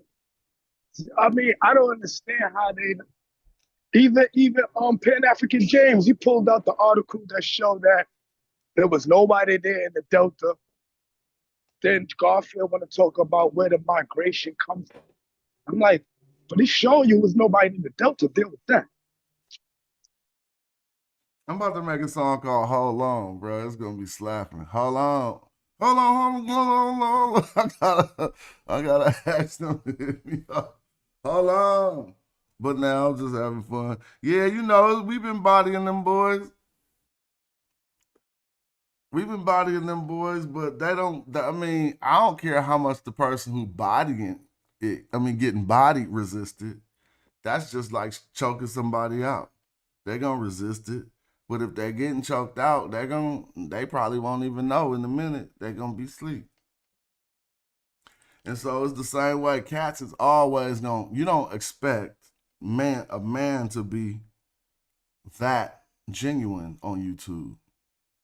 To say in front of everybody what I often be forced to say plenty of times. They don't know how to be slick enough to get up out of error.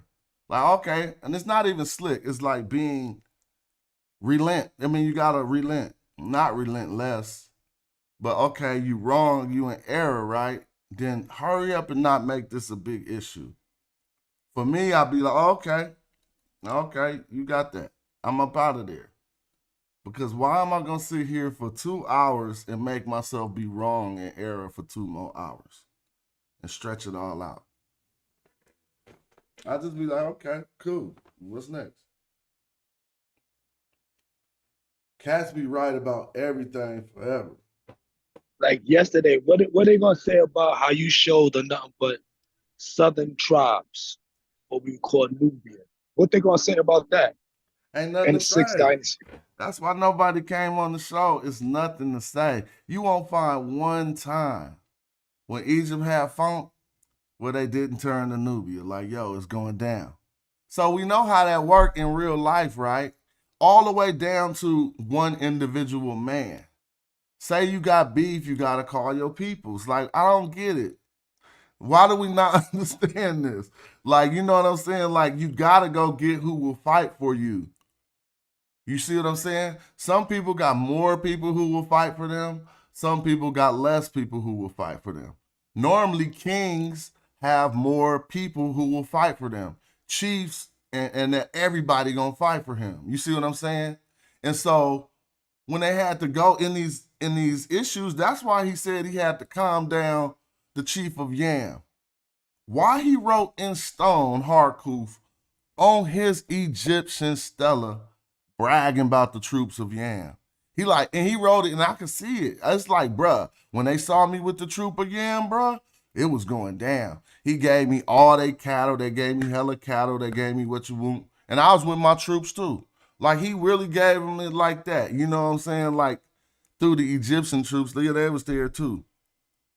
You feel me? And so it's not just limited to one time period in Egyptian history. And so it let us take the 25th dynasty out of the Eurocentric context of acting like, oh, some Nubians took over. Man, it was more on some, man, y'all got this messed up. And I even say that Nubians espouse more of a fundamentalist tradition when it came to what we know as Egyptian culture. They created the Demotic text.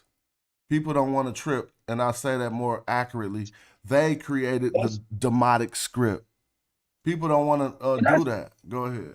But that's why I asked you, where do the smite, where does the kilt, the crowns come from, upper and lower crown? Like, where did all that come from? Oh, that's a good question. In writing, in the sense of looking over text, Egyptians and Nubians picked the same symbols for kingship at about the same time in the areas we call Nubia today, Egyptian Nubia. And so they picked the king. The first indication is we get the white crown of Upper Egypt. You feel me? That make me want to start playing White Crown again, that song.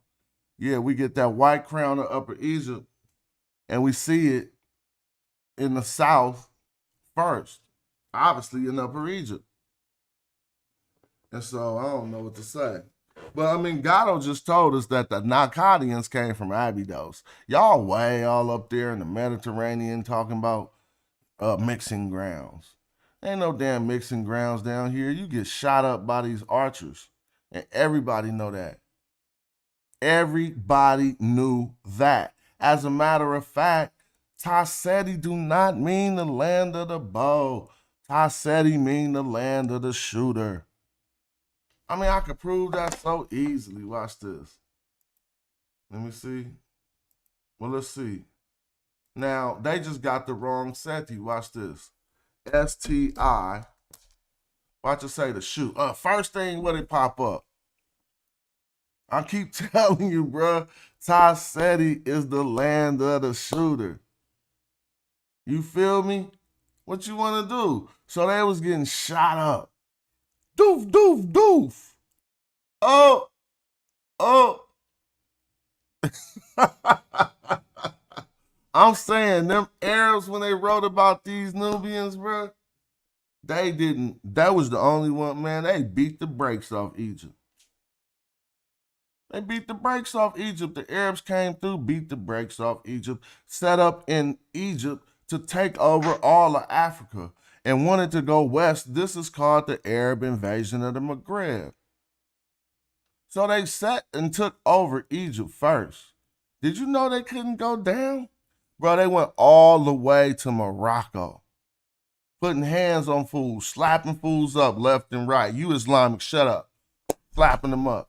Did you know when they tried to go south, they couldn't penetrate the south to about maybe, was like 800 AD or something like that? Let's look and see so we could get them dates right. Them boys was getting shot up by them shooters, them Nubians. And I just got it on the screen. So if anybody want to know why they mess up Tasseti, see, I'm going to do a whole little segment on Tasseti right now. Forget it. See, this is the problem. And Egyptology will make us think that it's so definite and absolute. But when we start going and look into the text, we can make our own discernments. Right? And so we see Seti right here. It means to shoot, right? Now, if I go to Pejet, it's going to be a bow. P-capital-D-T. Pejet, watch this, armed, because you're armed with a bow. But let's show you the Pejet meaning the bow. So that's the Hori Pejet. That's the foremost of the bowmen, the troop commander. Hori Pejet. But the Pejet just comes down to his bow. Even though they got a Pejet here as a blade, that's interesting. You see? So now the paget is the bow. Now, if we look at this bow, we can see that this is a particular type of a bow. And so here's a few things. We're going to notice that when they talked about the Nubians, they got a different type of bow. Look at this bow. One bow. Two bow. Let's see the Nubian bow. Let's see if I can do Seti again and it might come back to that bow. The Nubians had a different type of a bow. And we probably see some of that technology being put out today. Well, I'll show you in a different rendition. But a paget, we know a paget is a bow. And when you look at the word Taseti, it's actually going to say the land of Tapaget, right?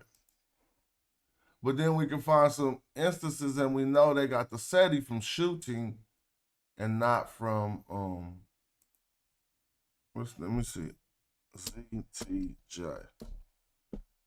That should be Taseti in this.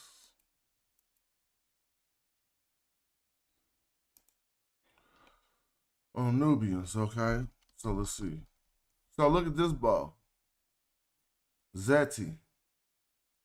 We probably don't notice, but it's just a little different than the other one with the string like that because it got this curve at the top and this curve at the bottom. And this Zeti, again, this don't say Zeti. It literally say paget because a bow is a paget. But Taseti being the land of the shooters, we learned some confusion right there through Egyptology. And also Taseti being the home of Set, believe it or not. Set, the deity, is associated with Taseti since ancient times. So there we got an issue because people didn't believe me when I said the battle of Horus and Set is indicative of the battle between the first two nomes of Egypt. And they just wrote it in mythological. But Seti was the first nome and Heru was the second nome. And this is why we, in the first dynasties, we get the difference between some kings repping Heru kings and some kings with Set kings. You know what I'm saying?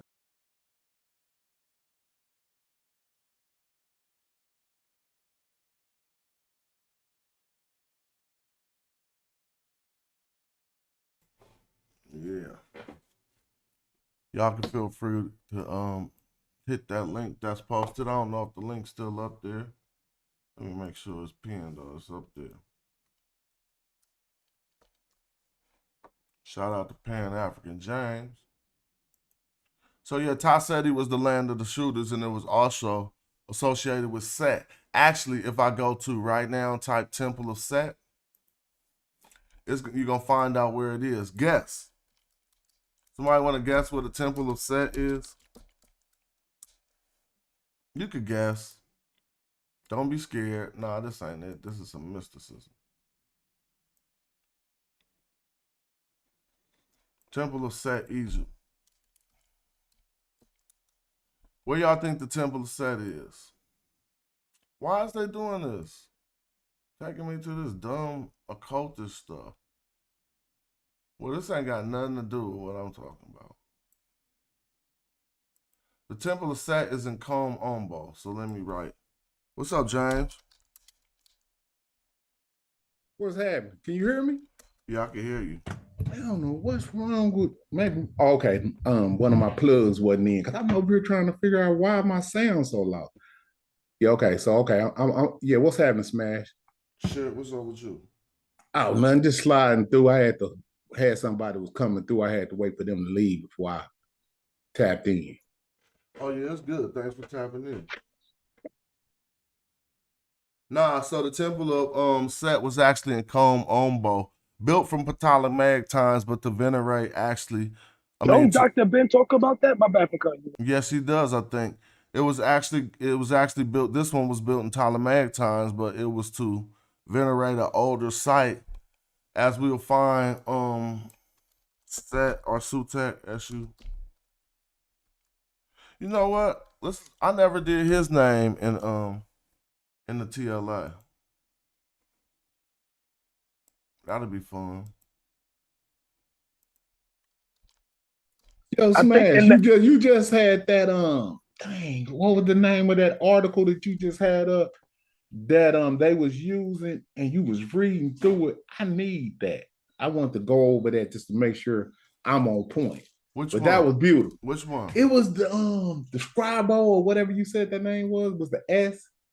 You just pulled up that what was it? The peer review of it. Oh yeah, the peer review of that Schuliman. I got that. Yeah, Schuliman. My bad. Yeah, I need. You know all the points to beat the brakes off. That's a hell of a damn. I said, man, Smash. Well, see you like me. When they might as well just don't say nothing. If they say a word, we gonna go look it up and look into it. You know what I'm saying? Know and understand it better than you. Yeah, I want to know what the hell you talking about. I'm not doing it to try to refute you. But because Garfield, if the information that ain't you the say, case of that though. Garfield, I know he like I just know one thing about us. We could be good at a lot of things, but first you gotta exude that. The majority of people be good at one or two things.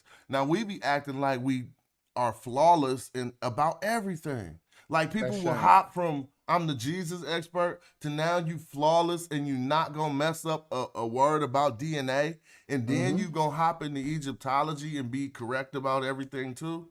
That's just a weak ass image. Well, it's very telling when someone knows everything. You know what I'm saying? You're like, man, there ain't nothing you could be missed at. You know what I'm saying? I don't claim to know everything, but I will research when you say something, because I used to do that with Dr. Clark and Dr. Ben, so I already know how to research. Any word you say, I'm going to go look it up if I have doubt or if I have a question about it. It's not that I'm trying to refute you. I want to understand. But then when it comes down to you starting to do the work, you find out that they either lying or they don't comprehend what they're reading. You know what I mean? So, but let's table this, right? Now, do you understand when I say the difference between Hey, for real, do you understand when I say the difference between trying to parse out haplogroup mutation versus admixture from different you know what I'm saying? Because that's the DNA that we're looking at. So a haplogroup can mutate without admixture, right? Yeah, because that's why I asked last night. Basically, we know mutations don't always express themselves, or at the time when it happened. Like, so say, because think about it, how could they? They have to mutate in a living individual. Sometimes, somebody may say they mutate in sexual fusion, but normally, and I don't think, like I said, like I just was saying, if I'm not talking about chemic or Egyptology, we just having a normal conversation, and I'm just giving you my limited understanding. So everything I'm saying is far from being authoritative, and it probably ain't even right. But this is what I understand. You know what I'm saying? That a mutation could occur. I mean, and in an individual. I mean, we know this because they say you can eat GMOs and it'll change your DNA, stuff like that, right? But I'm just saying, it don't necessarily have to express itself at that point in time when it mutated. It can mutate, and then you could pass that gene along, and that gene don't finally express itself to 5 generations later. Right.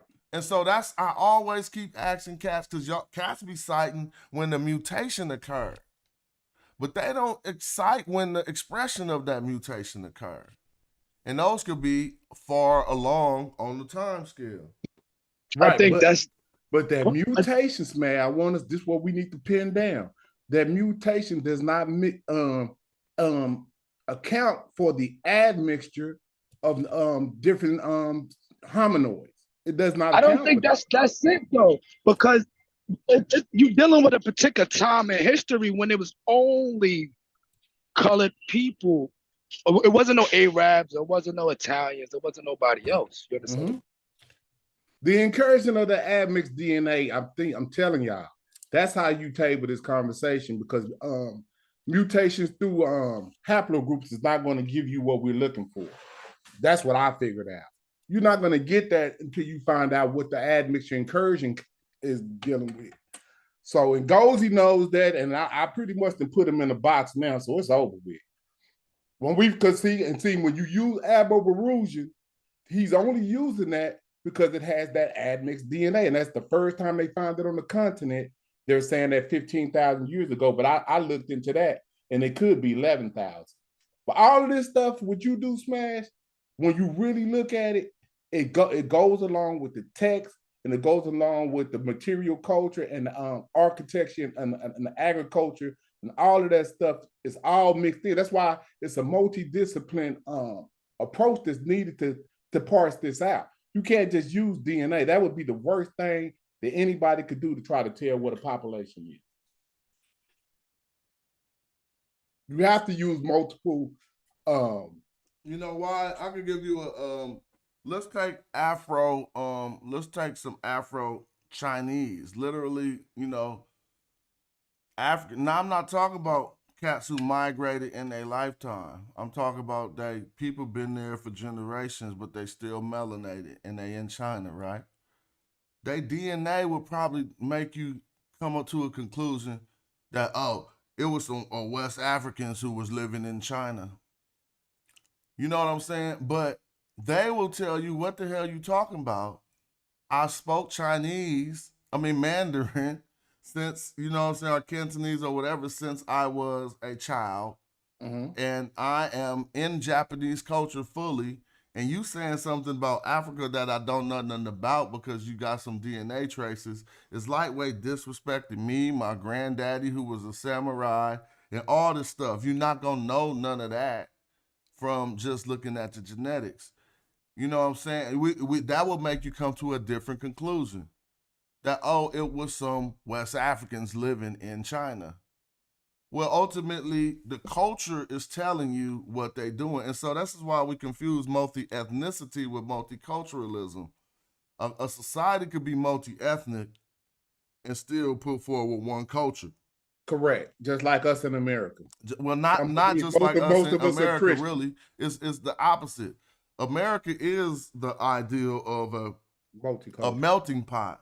Mm-hmm. And so we take this American ideology and forecast that back on ancient Egypt and acting like ancient Egypt was a melting pot in that way, but it wasn't. And I got the documentation, and that's why I'm speaking on it now. Because in all actuality, Egypt didn't let you come in and set up no Chinese food store and get all the money like America, or put a liquor store in the hood and say this is I'm just saying, or not even a liquor store. Let's not even talk about the negative aspects of multicultural.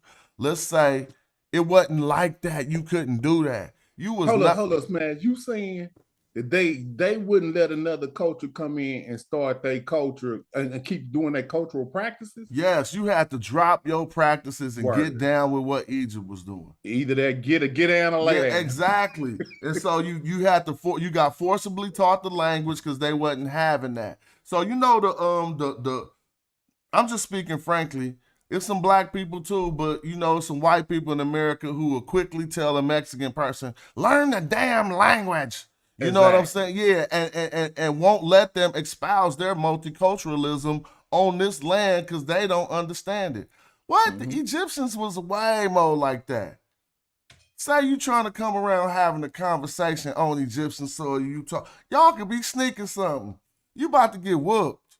But I mean, I got the documentation. I ain't just coming off the shoulders. That the Egyptians made you learn ancient Egyptian if you wanted to live there, and all of these other things had to do. I ain't gonna say you wasn't in your house talking your old language. They probably spoke some whatever they foreign language was. But my point is, multiculturalism pushes towards, oh, we could go down this street and get Greek food.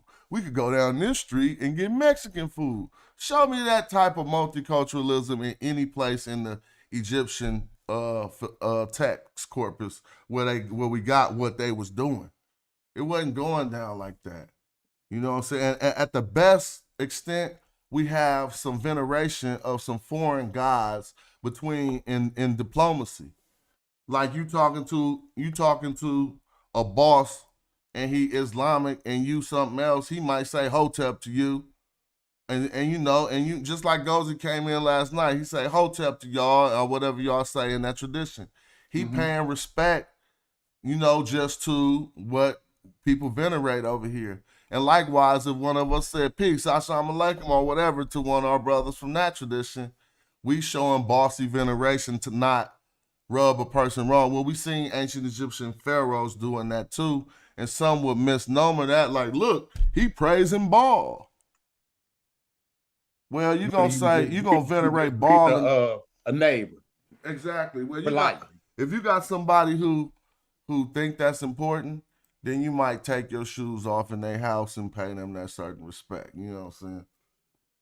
It ain't saying that you taking that in as your tradition. There's a lot of misinterpretation going on from what I see. Kind of purposely though. I mean, I don't think this is done. These people are too intelligent, the people that I'm talking about, to be illiterate, of certain things. So I think that they're doing this purposely, but it's kind of crazy for us to try to figure out what are their angles and why do they do what they do. That's what we're really dealing with. Because all of the evidence, and even from a linguistic, like I said, every element that we look, when we fine tooth this and go through it with the pick, we see that we're correct in all aspects of and I can't wait for Brother Reggie to do his show tonight, because it looked like last night, it looked like he got some stuff that he's been looking over, and he's a great researcher, so I know he has something that he's gonna bring to the table tonight. I think at 5? Oh yeah, I can't wait to see so that. I already got that. I'm waiting on that for him to pop that out. Savio in the building. What's up, boy? What up, Big Smash Dog? It's all good. Good seeing you around. It's been a minute. What you been studying, or what you? Somebody said your source was pseudo. What's up with that? Hey, I'm asking because it's something that I've looked into offline. And I only asked because I haven't heard Smenkare mentioned a lot. Pharaoh. Wasn't he one of the pyramid builders, if I'm not mistaken? That's what I've heard about him. That's what I've read. But what even made me bring him up was I've seen this connection between the Order of the Ancient and the Knight Templar. The Templar Knight, the Order of the Ancient became the Templar Knights around the 11th, 12th century, according to history. Century what? AD? Yeah. During the Battle of Wessex. Actually, let me pull up this source. I actually got the source. Let me pull it up. Where's this phone at? I need to transfer it to my laptop. So, is this the right phone? No, that ain't the right phone. So I can actually be reading this correctly. I don't want to misquote the source, So let me go ahead and get this source. I was just asking because it's something interesting to know about Egypt, that they had these things that they had this group that was basically I don't even know what the Order of the Ancients really was about. I haven't really looked into it, but it looked like they were on some type of keeping control of the world through religion.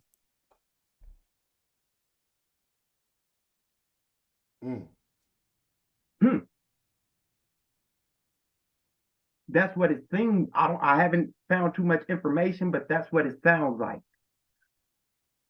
They were trying to keep people under some type of religious ideology. And the Templar Knight, let me read it, because I don't want to just keep talking. Well, I actually told him I'm gonna hold it until I get more research on it, until I do more research on it. Brother Reggie about to go ham tonight. I can't wait.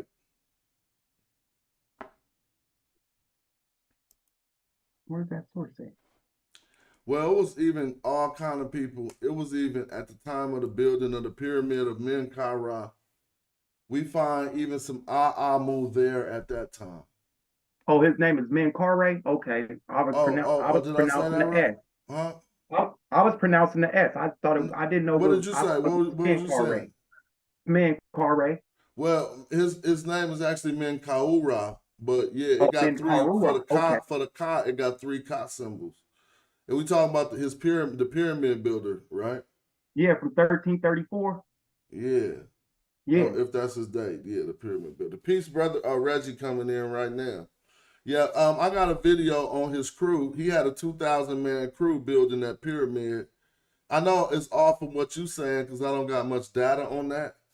But if we talking about Menkaure, he had a 2,000-man crew building that pyramid, broken down into 1,000 men, called the Apper gangs, or the Apper, the friends of Merkara and the laborers of Menkaure. And that was broken into groups of 200. And one of those groups was called Asiatic on both sides, or Aamu or whatever. And so that's like 400 men that was Aamu at that time, whatever building. But Reggie said that could just mean foreigner. What's up with Reggie? Microphone work. Get that microphone work. So right here it says, the Templars can trace their origins back to ancient Egypt, with the Order of the Ancients being originally established in the year 1334 BC, a religious cult-like organization. The Order of the Ancients were founded by a desire of influential figures of power to covertly spread worship of the ancients.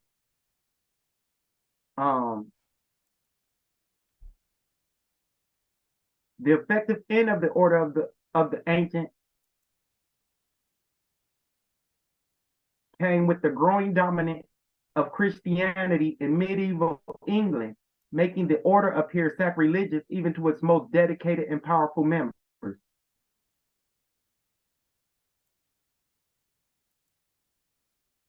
Yeah, I don't know about them. I don't know. Reggie, your mic fixed yet? You still got mic issues. I'm listening. Oh, yeah. What's up? Sabio, there are Greek mystery systems, right? The cult of Isis. And so those things may come out of that, but that's not ancient Egyptian. So the code of there are a whole bunch of Gnostic and Greek and derivatives in North Africa, right? And so there are orders that I think the author is just not being very specific. If he says the cult of Isis, or any of those kind of orders, those are kind of Greek-based, North African-based, in the Greek and Roman period, and those societies actually did live on Africa and in the islands. The author may be saying that they're ancient Egyptian, but they maybe have some elements of cult concepts, but the author should be a little bit more specific. That's the problem. Everybody gets to claim Egypt. I agree. But if they said something specifically about what a particular ritual would be, then Smash, maybe myself may identify a particular, but you have to understand, and it's just like with the modern day comedics, none of that stuff works when you don't have a king. The whole system on ancient Egypt is basically coming from the king. If there is no king, you may have some priest, but it's not the same order. It's a priest run order. But even in Egypt, when the priests ran it, they ultimately had to assign themselves a king for it to make it work. Hey, why would we start talking about how everything came from the South? They shut up. Oh, they shut up, Smash. they silly and they stupid because they're Negro Western maniacs. What they do is the West always looked at the North as the key to Egypt, right? But when you tell them, when you pulled up that map, the hieroglyphic map, and you showed them where Thiz was, Abdu was, Nakata was, Nubit was, right? Which is Nakata. They now we know that they don't know history. They're playing. And I'm gonna embarrass them. So the lead groups of people who want to talk, even though I do believe it or not, Smash, different than everybody else. I do like some of Garfield's work, right? I do like some of Ank's work, right? Ngozi, I like Ngozi. He my brother. He just ain't got no source. He just don't show no sources. He's able to manipulate everything based on what he feels, and because he hid the information about the haplogroups of the South, I'm taking points away. I'm taking points away from Ngozi, and the rest of them, they don't know enough. Yo, brother Reggie, I watched that last night. You know that I actually was looking over that same data and came to the same conclusion that you did probably 2 nights before that. You can see even in testing, like they might when Europe, they might test 50, 60, 40, 30, but when you start to look at the African population that they tested, it'd be 9, 10, 6. You see what I'm saying? So they're not testing enough of the African population to get a proper reading, is what Well, I've seen. That's the funny thing, is they have to get a proper reading, but they submerge it. Oh, right? Yeah, that's also possible. No, hold up. We got Bobby Banger in the building. What's up with Brother Aunt? Oh man, what's going on with you, man? How you doing? Can y'all hear me? Yeah, we can hear you. What's up with it? Man, interesting. I'm just trying to figure out. Reggie always put up a slide, right? And you know what slide I'm talking about, Reggie? Which one, Unc? The one that showed the direction of people entering the Nile, which is the longest river on planet Earth. So you can actually stretch the Nile from Washington, D.C. to California and still have another 1,500 miles left. So if being accurate is important, then everything that we know about Egypt didn't come from the South. We can actually determine what did and what didn't, and we can determine what actually formed Egypt. So why we keep is our point to be accurate? Easy. No, that's easy, Unc. No, man, you cut me off. All we have to do is, yo, I don't feel like yelling, Reggie. I sit here for an hour and listen to you talk, yo. I'm not even. I didn't on know. You didn't say that you was listening to me. I'm sitting there listening. I always listen. I'm always tuned in to Smash Show, brother. What's that? I just got on. Would you? Everybody know I just got on. I just hit the link. You wasn't listening to me for an hour. I'm saying, I was listening to the show, Reggie. You've been talking for half an hour, Reggie. You gonna lie down? Now you gonna act like you ain't been on it for at least half an hour. Everybody, have I been talking for half an hour? Hell no. Nah.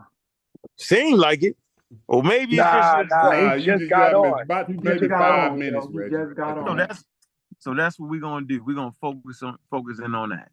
No, first you gotta tell the truth. Reggie, go ahead, Reggie.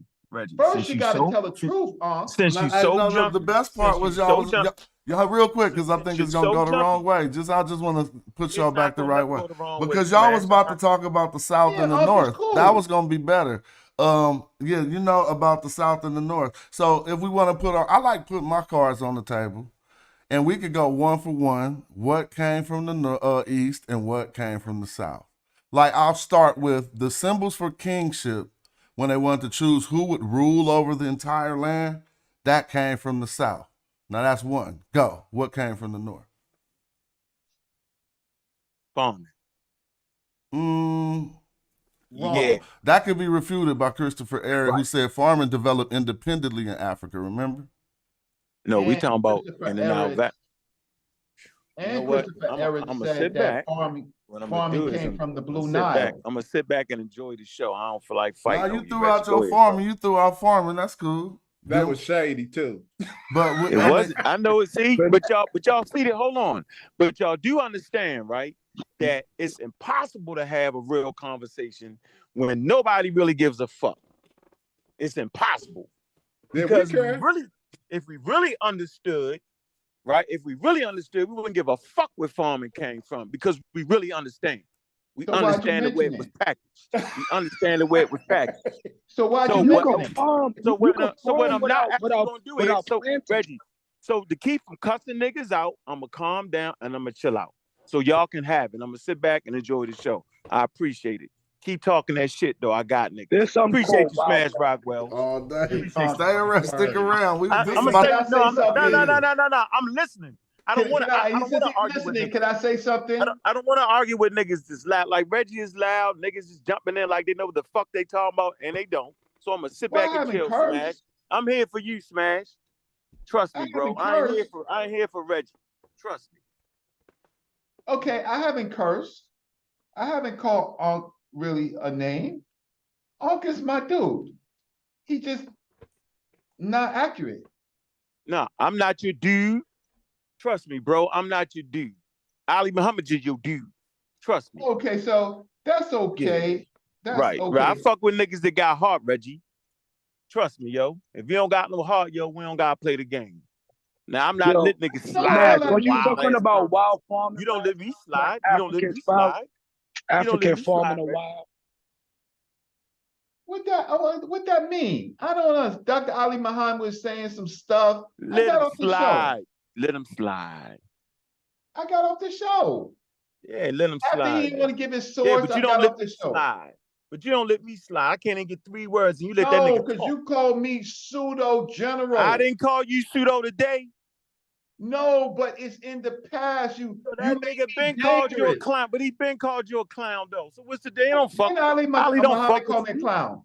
He don't fuck with you. What's wrong with you, Reggie? He don't have to, but when he called me a name. He don't fuck with you, Reggie. What we gonna play the game? Y'all done got off the topic. We don't care about. We ain't got off no damn. The topic, like name calling. That's like the key. We don't care about that. Let's get back to the information. We talking about information. The topic is really sound. I'm saying you let that nigga talk for an hour. He talking the wildest shit on planet Earth. I say 3 words and you diving in on me, yo. And you diving in on me. I say 3 words and you diving in recklessly. And I'm saying, give me the same respect you giving that super pseudo fake ass back. Everybody run back to Tame. I didn't start with Unc.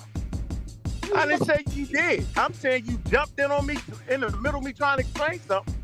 So then you get what you get, Reggie. It ain't hard. It's not hard, Reggie. You can't prove 90% of the shit you say. So it ain't hard. And anytime you want to get it, we can get it. Set that shit up, Reggie. I'm calling you out, my nigga. You, Reggie. Mark, you. Hey, listen, right. Set it up, Mr. Meta man. And we're going to make sure we do it on a platform, nigga. How about that? Now, see what you got, nigga. Work out the numbers, nigga. Now. See, he calling me a whole bunch of names. I call him Unc. He called me a whole bunch of names. I ain't call you no whole bunch of names. Why I see the flavor in it with the nigga. You all right with that? Stop it. Why you calling me a nigga? No, okay, you're not a nigga, but nigga, set it up. I'm not a nigga, but set it up. But you could call me a name. Yeah, but you called me a bitch, though. But you called me a bitch, though, Reggie. Man, no, I said I'm excited, bitch. This kind okay, of all right, real, okay, that's still calling me a bitch. And then I apologize. All right, so okay, so you mad at me for calling you a nigga? Huh? I don't know, but Reggie, all I know, the only good thing came probably is that'll be a good discourse or debate if y'all was to have a discussion. Y'all don't need to go there, man. You know. Yeah, I'd love to see that debate too. And I'm gonna use, all your sources. Debate. What would That's be the gonna topic? be the rule. Hold on, this gonna be the rule. I'm gonna use all of Reggie's sources. I'm gonna handicap myself. Now, how about that? Y'all hear me saying gonna be the I'm gonna topic, use though? all of Reggie's sources. This That's might be one I'll pay for. What's gonna be the topic? I mean, it could be all of Egypt come from the south. All of Egypt come from the south and they Negroids. That's the topic. We don't say that, all of Egypt. We said the origins. You just said it. We said the origins of Egypt. Man, stop it. The That's origins of what you know. Egypt That's is what in we've been Africa. saying the whole time. If you The don't know that, origins of Egypt is in Africa. That's the Yeah, in origins the of Egypt. South. Okay, says you. and the Everything don't incursion come comes from from the the south. South. You know Yeah, that. Unlike, wait, hold on, hold on. everything You don't saying come from the south. that the origins doesn't come from the South? Is that what you I'm saying? saying That's what the argument could be. I'm saying that every person that was at the origin of Egypt wasn't dark skinned. That's what I'm saying. That's what I'm saying. And I'm saying I'm standing on mine. Now y'all yeah, that's a good debate. Now. Well, why'd you bring? He just brought in the. And I'm gonna use your source. I'm gonna make it even more interesting. I'm gonna use all your sources, Reggie. Listen, that's what I'm gonna do. Ain't nobody's scared of you. You don't gotta be. So take the bet, then, my nigga. I'm using your source. Ain't nobody. So take the bet. So take the bet. First, I'm gonna do you all tonight. So nah, you don't gotta do no, Reggie. Yeah, he already got that lined up. Tonight. He got that lined up. That's at 5 o'clock. Save it, Reggie. Nah, why should I save it? Reggie. Why should I save it? Because you know I'm talking what? about Reggie. I'm saying, Hey, listen, Reggie, you know what? don't do yourself like that, Reggie. Don't make me pull up one of your famous slides, which kills you. It kills you. Your famous slide kills you. Don't make me do it right here, right now on this phone while I'm driving down the highway, nigga. I can get you. I can finish you off with one slide, your favorite slide. And then I can go back and show the video where the lady said completely different than what you saying with her slide. So how you want to do this, Reggie? You want to die now or die later? Let me know. Hey, listen, I ain't dying. And on that chart that he's talking about with is this color coded, I think it's like purple and red at the bottom. Go right? watch. Okay, that. hold on. Let me ask Brother that. Reggie a question. Doesn't that have a dating system as well as far as like all of when these people come in? Yeah, it starts at 6th millennium.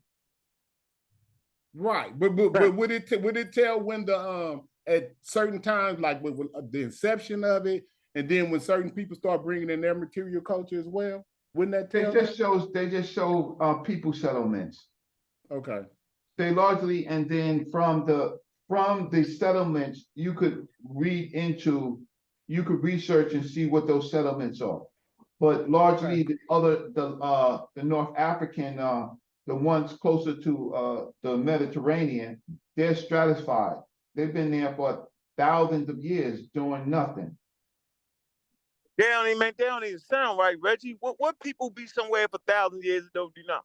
And see, that's the real issue here, yo. Did you underestimate the power of African people, yo? And you relegate them to racism, white supremacy, when it's based off the color of their skin, which would make them superior or inferior. Yeah, but I'm not yelling. I'm not yelling though, Reggie. Neither am I. I'm telling you that you relegate African people to a color class, which white people did. It's called racism, unscientific supremacy, bro. So you saying the people in the north sat in the middle of the Nile and did nothing. That don't even sound right, bro. Check this out. I didn't bring in color.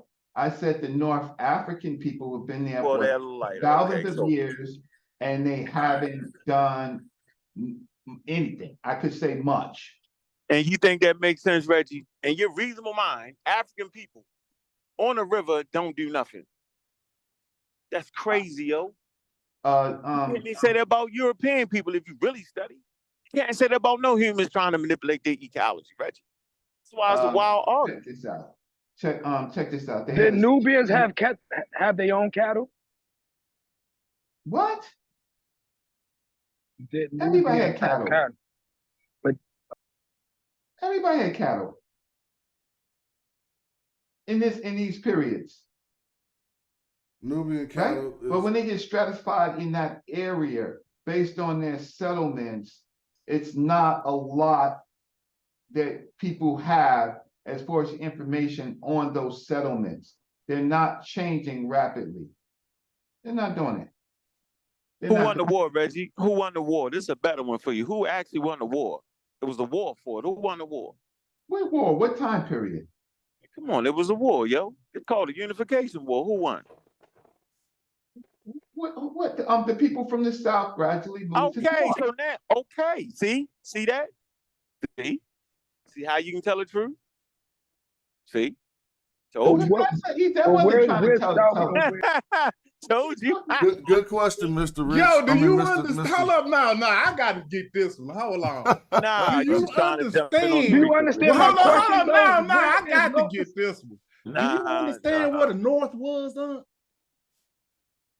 It's called Lower Egypt, brother. It's called Lower Egypt, brother. They spoke a different dialect. They spoke a different dialect. Hey, Smash, pull it up, man. Show him what the man. North is. Because he don't even understand. The North called- ain't probably, hold up. The North, called hold on, that unification ain't nothing but probably basically unifying thieves in the South. It's called Upper South of Egypt Thebes. after the unification. Before the unification, think about it. They came with that afterwards. I'm mute now. No, I'm just adding that to y'all convo. Yeah. Who was they fighting, yo? Ain't no fight if you ain't got two opposing armies. Pull up the maps, man. You go to No, map. I'm asking you a question. Oh, I'm asking you a my. question now. I'm asking you a question now, James. Then who the fuck was they fighting then, yo? They was Gotta fighting the have people another in the army to South. fight. They was fighting the so- people in the South. They was that unification battle. It just probably thieves and the people down here in Comembo. Or So something you like saying- that. so- but so Smash can tell you better, but he just showed I'm asking you. I don't gotta answer this question. No, I'm Smash just saying you don't showed know. us this You last ain't even week. let me. Now you running. Now you I'm running. not running from anything. You I'm ain't trying running. to You help ain't let me you. get the question So out. Why I'm you helping jump? you. Let me get the question out. You don't have to have the answer. You know what I'm This saying? ain't school. If you don't know the answer, then you're wrong. That's Okay. not how I work. You know that. That's not how I work. You don't have to know that answer and still could be right, my good brother. Dr. Silowitz and Dr. Clora says that the people from the South came into the North with the permission from the North. That's what Dr. Silowitz says, and that's what Dr. Clora says, and then later, in the later periods, right? You have you actually have Norma being a little bit more aggressive. We don't know what the North was because the writing system came from the South and named the North.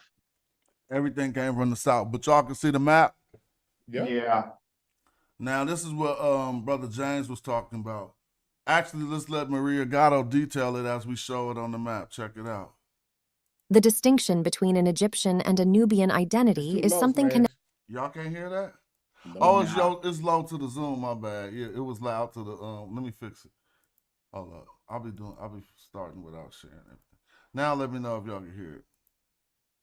Real quick.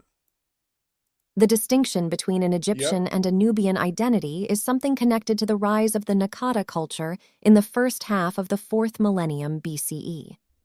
During the previous millennium, such a distinction would have not made sense. As previously stated, the Tarifian, Badarian, and Tazian cultures of Middle and Upper Egypt have strong ties with the Nubian Nilotic pastoral tradition, as can be inferred, for instance, by the very similar pottery, economy, and settlement pattern, and by the latest findings in the deserts surrounding the Egyptian Nile Valley. So those cultures are north more than Nakata. Let's just real quick. That's Badarian, Tazian, and Tafian cultures are up north. Here's Badari. Those are north more. She just told us that we can't even make a distinction between Egyptian and Nubian in the prior to the 4th millennium, I think she said, because all of these cultures got roots, strong ties to Nubian pastoralist culture. But listen to what she said. Gatto, 2011b, 2012a-b, 2013. The creation of the Egyptian identity was instrumental for justifying political power and had as a consequence the creation of the ancient Egyptian concept of duality, Egypt in opposition to the others, which, in a boundary region such as that of the Nile First Cataract, would have been strongly and consistently challenged, particularly during a period of important socio-political changes as the pre-dynastic. The earliest evidence of the Nakata culture, phases IA and IB, comes from the area of Abydos. So that answers the question, who was they fighting? Because in Nakata, and Combe Ombo. She say the earliest evidence of Nakata come from the area of Abydos. That's still right here. So when we talk about the north and the south, we still all in Upper Egypt, but watch how she break it down. And from there, it moved first south and then it moved first south. The culture of Abydos moved first south. Watch it stop in Nakata for a minute. And north, south of Nakata, and down till the Dhaka Sayala region of Lower Nubia. The earliest evidence is dated to Enek, c. 3700 BCE. Regrettably, archaeological evidence of human settlement during the 5th millennium along the Egyptian Nile Valley is rare and inconsistent, contrary to what is recorded in the deserts. Unless covered by Nile silt, in the region of... We're going to have to listen to the whole video. She said what we need, because this battle, she said they started from Abydos. Now let's look at the whole entire map. Because when we say that upper and lower, we kind of get, just because they was above them, we start to think they was up here in Lower Egypt. But no, it was the people, she said, from Abydos, came down to Nakata, went all the way down to Dhaka, then they went back up and conquered everything. And so I just wanted to put that in there. Jack? Yeah, so that's what I was saying. When you say that, you can't be saying like Lower Egypt as we know it today, because that's way up there in the Delta. So you got to, and even you know this because I've heard you say it before, that the nucleus population, I mean the nucleus of the culture starts in the South. Even when I sent that Jebel Barco, where they when they go down there to celebrate the coronation of the king, and then they built these because they didn't want to go take 2 months to go down there. So you already know this. I don't know what's going on. But anyway, let me mute out. Yeah, what's going on is I read, and I read more than one scholar. Simple as that. So I've never heard nobody say that everything came from the South. Simple as that. And just because it don't come, so now y'all got me thinking, if it don't come from the South, then they're not Africans no more. No, we didn't know. So I understand how one. I just got back. I missed what you were saying about you never heard nobody say nothing. Yeah, I've never heard nobody say that all the Egyptian culture came from the North, from the South. And so what is that? And so only people that actually say that is people that got a problem with other Africans. Nah, they don't. don't. If you understand African genius, then it don't matter the color of your skin. Well, then that don't matter. It's either African genius or it's not. It's either only African genius when you dark skin. If you light skin, you lose that African genius, and then it starts to not to make no sense. So you know what? That's all political. When people look at the data, you got to let the data speak, and the data speaks as it speaks. And so the who I was just playing was Maria Gatto. She looking in the dirt and looking at the elements of their material culture and making her case. She could see Nakata elements spreading down from the starting in Abydos when they dig in the ground, spreading down. You feel me? So it's not like she's saying I mean, even using her. I'm not using her data to make it be more political than it is. The argument has been turned geographic, and we're trying to stay away from some of the terminology that makes it more problematic. And starting in the South is just a good way to argue out, because we know what this culture is. This is the beginning of what they call sub-Saharan Africa. And so if it could be substantiated to have started there, then all those other arguments fall apart anyway. And so I don't think nobody directly said, oh, this is to exclude people who light skin or any of that. We know there are people, the Kushites was lighter than the Nilotes who was in this area, and they were south more. I think it's just more like getting it correct and letting the data tell the story. Yeah, so you got mummification. Does mummification come from the South? It comes from the West. Come from the Western Desert, right? So on my statements, I'm correct. Everything doesn't come from the South. You got stuff coming from the West, right? Like we got to throw all that in. So no one says everything came from the West. Oh, that's rich. But if you made a list, they start to use verbiage like it occurred on the parenthetial. So you know what you could see and what you could focus on, then what you see in your parenthetial. Or they used stuff like accessories. It was accessory elements onto Egyptian culture. Like for instance, I mean, we understand how they accept these things, but none of it was like if we That'd be just like us saying we denied a chariot that came in from, we're just gonna date it. That's all it is to it. Like, what's the problem? I don't understand when people say what I say, and I show. Here's the difference. I show every time that I present. You disable screen sharing. I want to share something too, Smash. I'm still talking. I'm sorry. I show every time that I present my evidence, right? That's what I do. And I've always talked about Gif Kaber, the Cave of Swimmers, the Cave of the Beast, right? I then started talking about the Abu Balas Trail because of Sadiq, right? So I know that there are Africans in the Western Desert and they are Africans, but I don't have to play the skin color game. But what happens is it's y'all that discount the skin color. It's not me that discounts the skin color, but when I bring in skin color, I bring in the words of the ancient Egyptians. Oh, man.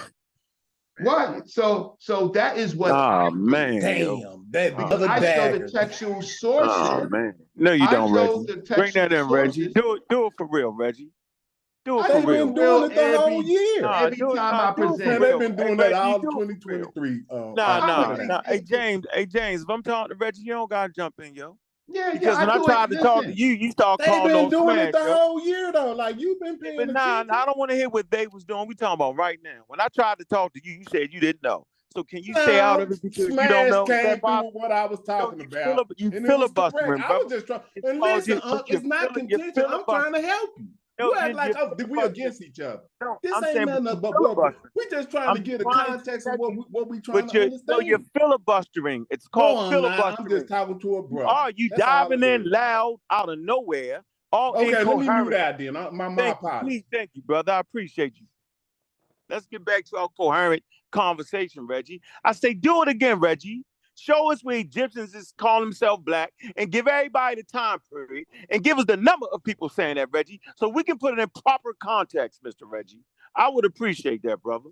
Okay, by and by. Now we gotta get technical. Go ahead. Do you want me to do it now? I mean, you the one got the whole population of people calling themselves that, or however you think you got it going. So. Give us the time. Well, watch this. Okay, here's the deal. This is the way we're gonna play this. My dude, I show you my information. That means you actually not gonna do it. No. You got to start doing it, Reggie. My dude, you would have started doing it, Reggie. Any day, any time. So here's the thing, Reggie, you just jumped off of it, Reggie. Are you prepared, Unc? Reggie, you prepared. You always got a damn presentation prepared. See, I don't wait. Watch this. I could do it, but after that's all I'm asking you right now, Reggie. Reggie, why would you, Reggie? Do you realize I can't say a few words? I thought this was Smash. You mediating? No, ain't no mediating. I'm watching. I got popcorn. This content. This the Reggie and Unc show. No, you got to come from the shoulders, Reggie. Come on, let's go. Yeah, listen. I do this. You enabled screen sharing. Mm-hmm. Okay, so let me just go and find this. Now, here's my deal. I bet you when I show my information, right? I bet you Unc ain't gonna have a presentation. I said I'm gonna use your sources. I thought I said that. I thought I was very clear. Now it's no. No, you gonna use my sources? Okay. You hollered no. Yeah, I said I'm gonna use your sources. Yeah, you gonna use my sources. I'm gonna use your shit. Yeah. I want to use your shit. You bring great sources. I appreciate you. I do. Never said you brought trash sources. Never heard me say that. Nah, sorry. Yeah, go ahead. So we looking for right now what Egyptians call themselves black. And we want to know the time period when they was doing it. And we want to put it all together like we supposed to. We're not doing this jump around. Stop. I don't do that. I don't do that. We're going to definitely find out, ain't we, Reggie? We wait. I know you Yeah, got I the shit on deck. I know you do. So it feel like we in the dojo, right, Reggie? You done see me teach you how to do the move 1,000 times, and I'm sitting here waiting to see if you can do it. If you don't do the move, I'm just like, oh my God, I'm eating my popcorn and watching though. He asked you to show something so simple to an archer. Egyptians calling themselves black. Open your screen, share your screen. Yeah, I am. I'm just If you trying need to. time, brother Reggie, I can show No, this I don't. video. I don't. Okay, I'm just saying, if you need time to get yourself together, I can show this video of Dr. Ben corroborating what Maria Gatto just said. Nah, we ain't listening to Dr. Ben. Oh, Ain't yeah, Dr. that's Ben crazy. in We this can't listen to the conversation. Ain't elders in this put it conversation. down because he's Nah, gonna stop. He's gonna stop the culture none of that. and sweat. He's gonna stop No, it we're at the gonna sweat. stick. Yeah, We're gonna show stick that. with the white. We're gonna stick with the white people right No, now. we We not. We're gonna let the elders speak. We fuck with the white people. God is a white person. I like that. I like the white people. That's what y'all on. Yeah, yep. I absolutely. Now what? I said it. So now what? Yeah, I know. We Let's already move know that. I forward. mean, you ain't telling me Because nothing. it ain't about because it ain't about the person that wrote Discard it, yo. all the It's about elders and all the how African accurate it is. information and everybody. Nah, man, everybody nah. that's We don't want to. European, we gotta accept it. Nope. I doing like Gatto information. I like Gatto information in 2023. I like Dr. Ben I'm information. fucking with him. Nah, nope. It's outdated. I ain't doing the outdated shit. I'm doing Gatto 2023. The history that they studying is past Dr. Ben. Yeah, I'm doing Smash Rockwell 2023, nigga. So now all right, what? okay, It's brother 2023. Reggie, let me mute out. Okay. Yeah, All mute out. right. So I can give you several occurrences where a person is calling themselves. Your mic went out? No, I'm just not talking over nobody. Oh, you got the floor. It's Reggie's turn. Come on. Let's get Reggie. I'm not talking over anybody. You got your last words, right? So the people in the 6th and 7th dynasty started calling themselves as a group Black Direct. So we have here Neon Pepi, right, who is Happy the Black, right? We have his brother over here, which is Happy the Red, right? So up on top, we have another Pepi Ankh, and he is calling himself directly Hesi the Black. Now, so we have a family who is taking on the determinative, right? Well, it's not the determinative actually, but it's because it's the, well, let's say it's the determinative, right, of the Black. So Neon Happy the Black can only be said that he is Pepi the Black, right? Henny the Black can only be said that he is Henny the Black. Let's go here. So in this whole period, in the other period, we have a whole group of people in the 11th dynasty calling themselves the Black or Black. So we have a person named Kemet, mid-12th dynasty, second intermediate period, is called the Dark One. So the experts let you know that Kemet means the Dark One. Okay, so then there is a person called Sat Kemet, right? But what they don't say is she's the daughter of the Dark One. They just say that she is Kemet, right? So then we have a king in the largely in the intermediate period. His name is Wizard Kemet. What could Kemet mean? Okay, there are different things that Kemet could mean, right? It could also mean the complete one, right? Or who is complete. However, the problem is with this is that when you actually start looking at their names, right, they have the Kem glyph, and they also have the cow, right? So now that gives us better information that they are talking that they are the sacred Black. When you have their names like Where Kemet, Where Neb Kemet, right? then we could say, oh, argument could be, oh, it means the complete one. But if you know anything about the Medu Neter and you see the glyphs themselves, you can see the determinative of the cow or the bull. So we know in That's your paper, Reggie? That's your paper right now you doing or what? Just want to know. No, because watch this. You saying no what? No to what? Because right now we it's have not 11 my people. paper, it's the source underneath it. So listen, no, I'm saying, so I just, for the record, we had 11 people. You have not showed us groups or nothing. You showed us 4 people under Pepi, right? Then you showed us another king and the 12th dynasty.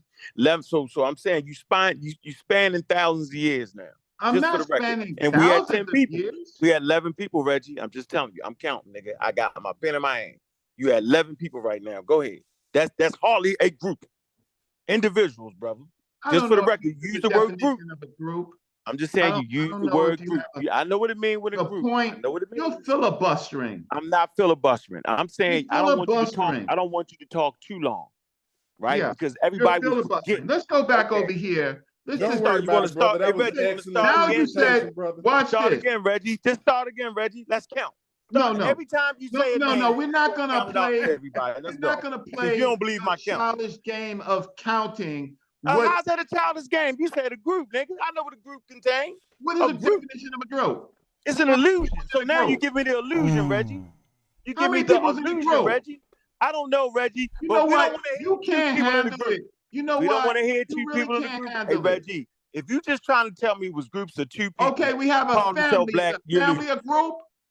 Don't play with me. You didn't name the whole family. You named people in the family that was named that, which is fine. I named people in the family, so I'm giving you a family, which is a group. No, you give me family names. One person belongs to one person, Reggie. Right. Come on, so hold on, let me ask you, do you think these the only people that's named this? I want all of them. I'm tired of playing. I want all of them. Everybody don't give me no name. I ain't doing your work for you. Okay, now now we okay. That's the tell. I ain't doing your work for you. But you did present a lot of sources in academia to we just looking over text from thousands of years. So I hear what I'm trying to say. But in order for us to form patterns philologically, you really only need 3. Because they understand that everybody wasn't buried in a tomb. And if that the royal people would take on this effigy, it is assumed that some of the not effigy, but epithet, it is assumed that some of the common people would too. You know what I'm saying? And so he's saying, yeah, we got limited data, but honestly, when they want to start forming these patterns, they only ask for 3 to say that you have a pattern occurring. And if Reggie sold 10, you know what I'm saying? I wonder how many brothers named but I'm Johnny. showing you different categories. How many brothers named wait, no, I'm still on the road, right? Okay, so I started with a family group, right? Of the Pepiank family, which is a group. 3 people. You showed 3 people, yo. Look. Specific names, which is fine, Reggie. Wait. So now with the evidence that we have, the textual evidence at this particular period, right? All I have to do is show enough. I know. What does it prove? I'm asking what wait. Because I didn't know I had to show more than a group. No, you fine. You fine. I want to know what. Now I'm going to show you it a different way. So that's fine. But what's your conclusion from that? I trust you on that, Reg. What conclusion are you reaching there, Reggie? I'm just asking what, because you did it before. I heard you. You proved your point. Now, what conclusion are you reaching based off of that? Wait. Let me finish my point. So I showed it in a group where the determinative is Kim, right? And that person could only be the Black. And I have a special case with the family of Pepiank, right? The middle, right? And he has 2 children, 2 sons. One is called Hepi the Black, and the other is called Hepi the Red, right? Now. So how many people is red in that motherfucker? I want to do the same thing you doing with Black. I want to do it with red. That's the great thing. Okay, Yeah, so the it's a next great. thing, so then I showed you a group of people, and I could show you more, but I showed you how this particular title, Where Neb Kim We, right? I showed you how I can rule it out that they're talking about black and not complete. Then I go to Naga Ed Deers, right? Where we have titles. So now it's not, it's now it's bigger. So now we have officials and they have titles where they're the overseer of the living sacred black, right? Overseer of the living sacred black cattle, right?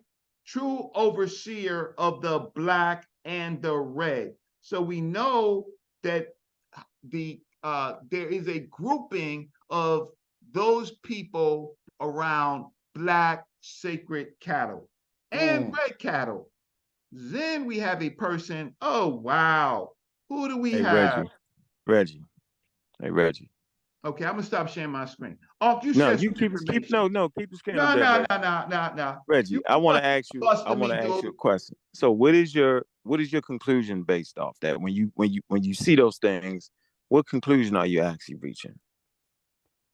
Okay. Your research has made you conclude that what, Reggie? Okay, so people create titles. People create their God concepts. And when they create the concepts, those concepts are close to them, right? And what's all the noise? I got to get some verbal noise every time I make a point. Y'all hella funny. Y'all got classic content. Y'all should do y'all should do a show together where y'all argue like Skip and what's his name? It used to be Shannon. Yeah. They used to be beefing. But anyway, keep it going. Go ahead. Go ahead, Reggie. So how I so then we I was going to show another title. You supposed to tell us your conclusion though. What you getting out of it? What you get? But what is the audience supposed to understand from you? Check this out. Check this out. Why are you rushing me? Because we online and you don't. I'm not going to talk as long as you so talk. my conclusion, as succinct as I can give it, is that the people had a time period in which they were venerating the color black and naming themselves to their sacred black cattle and titles, sacred black titles, and sacred black gods, right? In the context of bull, Apis, Hep, right? Bukis, right? Merwer, Minervis, all having some black identity. This is an important period in ancient Egyptian when they are noticing their neighbors and trying to conserve their lineage. And so during this particular period, they wait, what do you mean? What do you mean? Are you talking about skin color now? Yes. But I didn't think you was talking about skin color. So now you're actually talking about skin color. Okay. Yes. But actually I'm talking about more than skin color. No. I want to make sure you're talking about skin color. I want to make but I am qualifying myself. I am qualified. I'm doing this for the people, Unc. I ain't doing it for you. Oh, no, why not? You have a conversation with me, yo. I'm just trying to make sure. But I'm doing it for the people to let the people know that I'm talking about the ethnicity of the people at this time and how they are identifying themselves. They're not adverse to black. They see black as being sacred. And but deeper than that is that they are looking at their lineage. They're looking at a pure lineage, not so that means that everybody who is black, right? Pure lineage. Say what? You just add that in, Reggie? Nothing about what you said. Said they was looking for a pure lineage. You see Reggie, how you hold add that on. shit in? I don't No, mean because you didn't let me. You didn't let me. Hold on, brother Reggie. Let me ask you a question before you get too far. I just gotta ask you a question before you get too far off. When you brought up that he's the guy, you changing the course of the conversation I'm not. right It's now. not because it got something to do with what he just No, presented. don't, James. You changing where we at? Come Don't on, come hold in. on. I got Let me him ask stuck him a in the thing. question. Don't come in. Don't jump in. Hold on, Don't Reggie. jump in, yo. Don't jump in. Oh man, that's cold. I can't even answer the Switch question. it. Reggie, Yeah, what I'm hell no, asking it's is, gonna change. was he got another hour on that was he an question you asked. overseer of cattle, or was he an overseer of humans? What was he an overseer of? Was he a cattle herder, or was he a was the district that he was over, was it over humans? That's what I'm asking. So because I'm being rushed and I can't outline my Really? point. That's an easy question, Reggie, since he dove in. Answer the question. Yeah. So and get right back to me. Read my journal article. Your paper, okay. One, right? Okay, your paper. That's the cited bitch paper, right? Yeah, that's the cited paper. Bitch paper. Yeah, go ahead. That paper, if you read my paper is basically saying that the people are akin to cattle. So you have Kemet with the people, and you have Kemet with the cattle. It's the same grammatical. The only thing is the determinative. Then you have the title of the people. The title of the people is the Neter Awat. Humans are the Neter Awat. If you read my paper, which you never read, that means the divine cattle. So in Merikari and in the Westcar papyrus, right, people are called divine cattle. So how you treat people, you treat the cattle. The Norsud is the shepherd. He's the shepherd of the land, including everything, the people, the cattle, the tradespeople, the priest. He is the shepherd. Right? Now, hold on, Reggie. You know I know this. I just want you to clarify. So it won't be no kind of, because he trying to minimize what you did, but what you did was excellent, brother. Don't let, bro, I don't know. No, you minimizing it. First of all, don't put words in my mouth. I'm man enough to say that's some trash ass art. Your paper. I'm man enough to say what that. What does that mean? James, what it means is you asked your question, you gave your answer. Okay, now can we get back out, man? I guess I'm back to where I was at. I really appreciate that. Okay, so I got the gist of what you're saying. You're basically saying that those particular people were trying to glorify the color of their black skin as divine. Is that what we're supposed to take out of that, Reggie? I just want to make sure I got you pinned down on that. No, see, I don't talk like you talk. I mean that? I wish you would have said baby talk. You talk baby talk. That's not what I'm saying. Well, we're babies, yo. You're the Meta scholar, bro. So talk. We are babies in this, Reggie. Yeah, so don't try to minimize. You're talking to us, though. You're not talking to yourself. You are not the Meta scholar. I said you are, Reggie. So Reggie, so you actually you're not looking in the mirror talking to yourself, Reggie. I'm saying if I can't understand what you're saying, then what the hell make you think everybody else can understand what you're saying? Oh, well, what you mean, my nigga? I understood it perfect. People have different. Let me ask James. James, is that what he's trying to say? Because he don't want to say it. James, do you think that's what he's trying to say? I'm gonna ask James. That's not what he's trying to say. That's what the research said. It's saying what, James? It's saying what, James? What it's saying is that at a period of time, right? I'm gonna simplify it for you. At a period of time, they had an incursion of some people that wasn't normally looking like they look when they created the culture. Now, this is in the 6th dynasty. Now, could anybody tell me how long? What you say? Wait, whoa, that's not what that's saying, I don't need you to interrupt me. Could anybody tell me how long had this civilization been in? Why would you say that? Why would you say that? I'm James? I'm the table. We talking about what Reggie how long had they about. been? How long had they been in Egypt been in existence before they got to the 6th dynasty? That's going to be thousands of years, So when that incursion, when that incursion comes in, which is going to be close, not probably thousands of years, though. It's not thousands. That's going to be about 1,000. So you telling me from pre-dynastic to the 6th dynasty ain't 1,000 years? The old kingdom ain't thousands of years. I didn't say thousands. I said that's going to be about 1,000. I said 1,000. I didn't say thousands. The civilization itself is 3,000 years old. Man, we talking before about the it old died. kingdom right now. We're talking about the Yeah, old okay, kingdom. yeah, right. But what I'm trying to get you to understand Is is what? by the sixth dynasty, they have an incursion of people that's not. But he's not talking about the sixth dynasty, yo.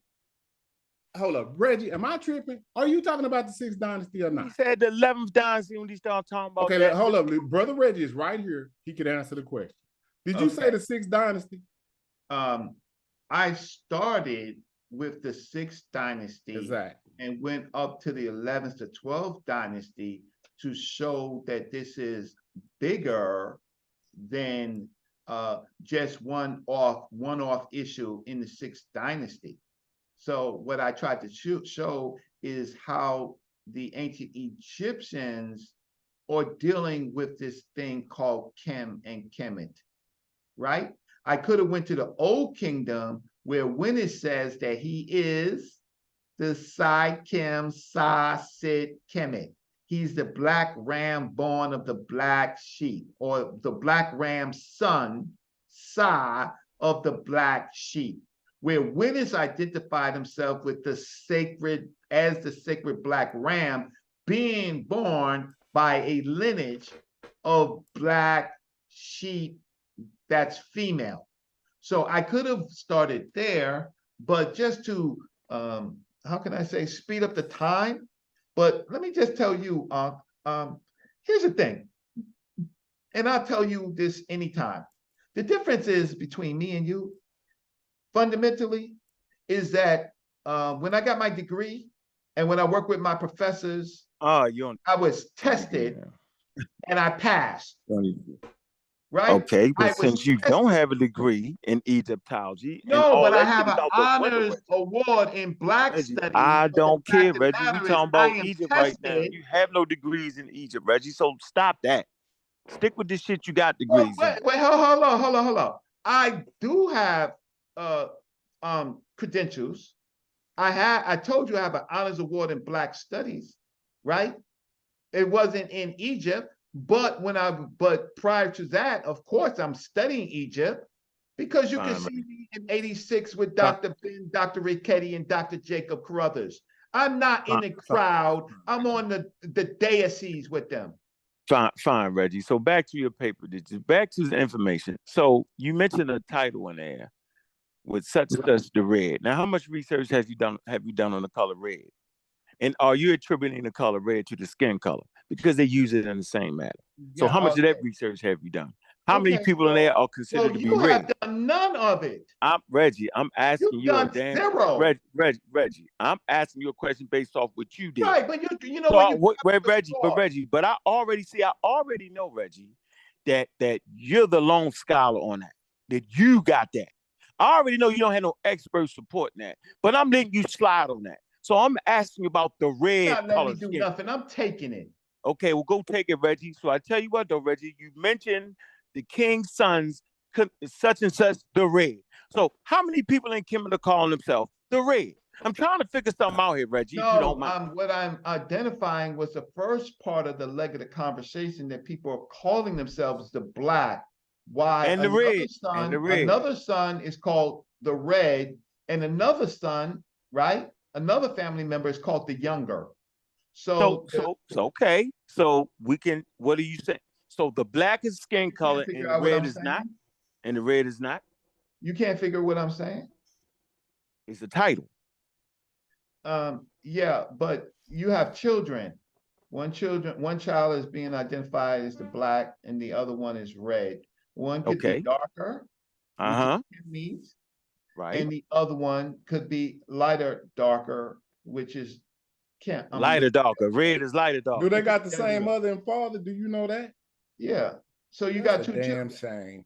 So you're identifying your children. They're giving them kind of like nicknames and associations. So you mean like we do in the black community when we say yo red, that's light-skinned niggas. Yeah. Okay. And one is Kim, because Kim don't mean black all the time. It also means darker. Okay, so my point is, like the dark one, like I showed you, Kemet, right, means the dark one feminized.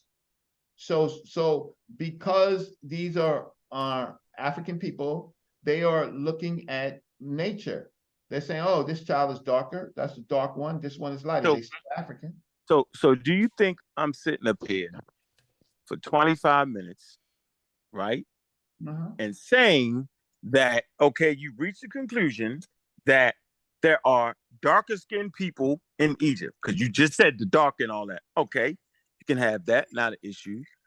And you told us why you did it. You did it to show that the skin color of certain people was dark and divine. I got all that real clear. But now what I want to say to you is, what time period in Egyptology that they didn't at least say that? I'm saying that you reached the same conclusion that everybody reached since 1974. Since prior to the Cairo Symposium, they always said it was dark-skinned people in Egypt. I'm just trying to figure out what is groundbreaking news, and why you keep saying that. It's got to be a more deeper underlying reason for you saying that. I have never read anything about. Let me finish, Reggie. Okay. I have not read anything that did not say that there weren't no dark-skinned people in Kemet. I've never read that. Never read that, Reggie. Even the person who promoted scientific racism, Samuel Morton, said it was dark people in Egypt. So no, I've never, 1974, they said it was dark people. So I've never not seen that. So I'm just trying to figure out why the overemphasizing of black skin as opposed to red skin or any other color skin, Reggie. That's what I'm really trying to figure out. Now I got you pinned down. Now that's the question I want to know. Okay, what's so the I point, think that though, you're Reg? doing Because that everybody with, said that, though, Reggie. How is that special? I think that you're doing that with love. So let me just show it again. Let me just tell you it again, right? So the people began to identify Kim and Kemet as sacred black, a special black. And who says that? The Egyptologists. Do I have to pull up the thing again? Because I will. Yeah, pull it up, Reggie. Yeah, pull it up, Reggie. So Okay. you think it's a sacred black, not just black skin, but black skin is sacred. But the red skin ain't sacred, though. Because I said earlier, and I think everybody heard me, but okay, so I want to make sure, Reggie. So there's a difference between red skin. Heard it, wait, but I'm making sure. So when I'm gonna break out, I want to make sure you basically saying that light skin and red skin ain't sacred, but the black skin is, based off of some bulls. That's what you're saying, right? Okay, Reggie. No, I just want to make sure I got it. Here's the thing. I just want to make sure I got it, Reg, because you got the definitive answer, Reg. I don't talk and think like you. You are trying to narrow it down, right, to some type of crazy race type thing, right? Oh, so and I'm not doing that. Okay, now hold on. I want you. I'm telling you why. It's straight. Hold on, Reggie. So you basically saying that I'm trying to narrow it down to race. And you mean to tell me, so this whole argument, the whole time that James and everybody talking about ain't about race? So now I've lost my mind? Yeah. Okay, bet. I'm done. I'm gonna sit back here. James, you can have it. Go ahead, James. I'm good. All right, it's not about race. Ladies and gentlemen, the conversation has never been about the race and black people. Well, you appreciate you, brother Reggie. Okay. So no. See, that's how you can't. So, ladies and gentlemen, I've showed some data. I didn't show all the data given the time. I identified the families, identified titles relating to the sacred black. I talked about my paper where Winnis is the authoritative speaker. He is in fact the king in the pyramid text.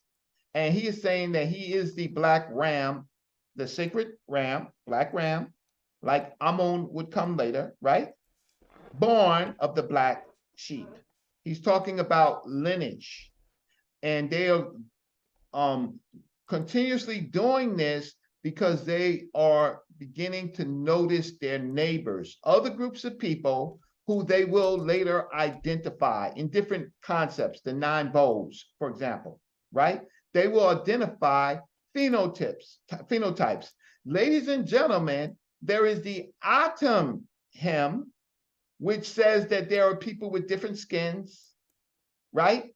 Different, not just different skins, different languages, and goddamn it, different characters, right? So they are in their time period with the language that they have at the time. They are identifying themselves, their lineage, and their neighbors. That's what they're doing. They are separating themselves, and they separate themselves from other Africans who are Black. They just don't like their character, right? So the Nubians, they have a term for Nubians, and they have the term for let's say Libyans and Canaanites, or those groups, and they come up with a term called Hesi, right? So so they are separating themselves from peoples, right? But in their ethnicity, in their culture, they identify a sacredness, right? To a lineage which they assign to cattle, right? Their sacred cattle all have Black markings, right? So they're not adverse to Black.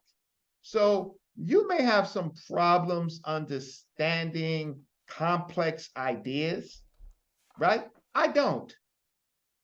And the way I show you that I don't. You talking about me, Reggie? Who you talking to? You have a problem understanding complex ideas. I might just have a problem understanding complex ideas promoted by the pseudos. It might just be that, Reggie. You can't ever in your life how incoherent the whole conversation is right now, Reggie. 1 minute is about race. No, it's not. It's about the divine blackness. Call me pseudo. You don't have the credentials I didn't call to you call anything, me pseudo. Reggie. I didn't call you pseudo, Reggie. You just hit Doug holler. I didn't say Reggie the pseudo, because I can say it, but I didn't say it. You said I'm the pseudo general, and I'm You felt like I was talking about you, Mr. Reggie. You felt that way just now. What I am saying is it's incoherent. 1 minute is about divine Black skin, right? Okay, so now you've created a hierarchy in Nile Valley civilization where the Black skin is divine and the red skin ain't. So now we clearly see the first racist supremacist would be in Kemet, based on what you're trying to promote right now. I had no idea, Reggie, until you, Mr. Reggie, started doing all this. Now I know where the idea of superiority came from. But wow, I got you, Reggie. Hold on. Appreciate that, brother. Good work. Tribalism is a part of the human nature, or most species. So, like, why would we think that it would be different for humans? I didn't know. So you saying the Black tribes, yeah, dark-skinned divine, we doing it look right like now. The Black bulls. Man, you think that this is something new? I hear y'all. There's a little bit of truth to that, though. You know what I'm saying? Yeah, like, it is truth to what I'm saying. No, I'm saying to the thing about the Black and the they made Black divine and they made red negative. They actually really did. You asked Reggie at one point, I don't know why he did it, because I've done all this. Y'all know that, to look up the names for red. We could do that live. No one wanted to be called red. As a matter of fact, in the whole text corpus here, 2 names pop up. Okay? So no one was trying to take that on, really. You see, out of all the history of all the attestations that Herman Rank has looked to, we have 2 names for red. Let's put the T on it and feminize it. We get no names. But to be fair, you go back to Kim, KM, which you got at the root of blackness, you get a 1 out of 53 attestations. And inside of the attestations, we got various times where they keep calling themselves Kim, Kim, Kim. We could go in the green, which will represent refreshing, and we'll find a few people associated with green. Check it out. And now let's see which ones is actually saying something about green, though.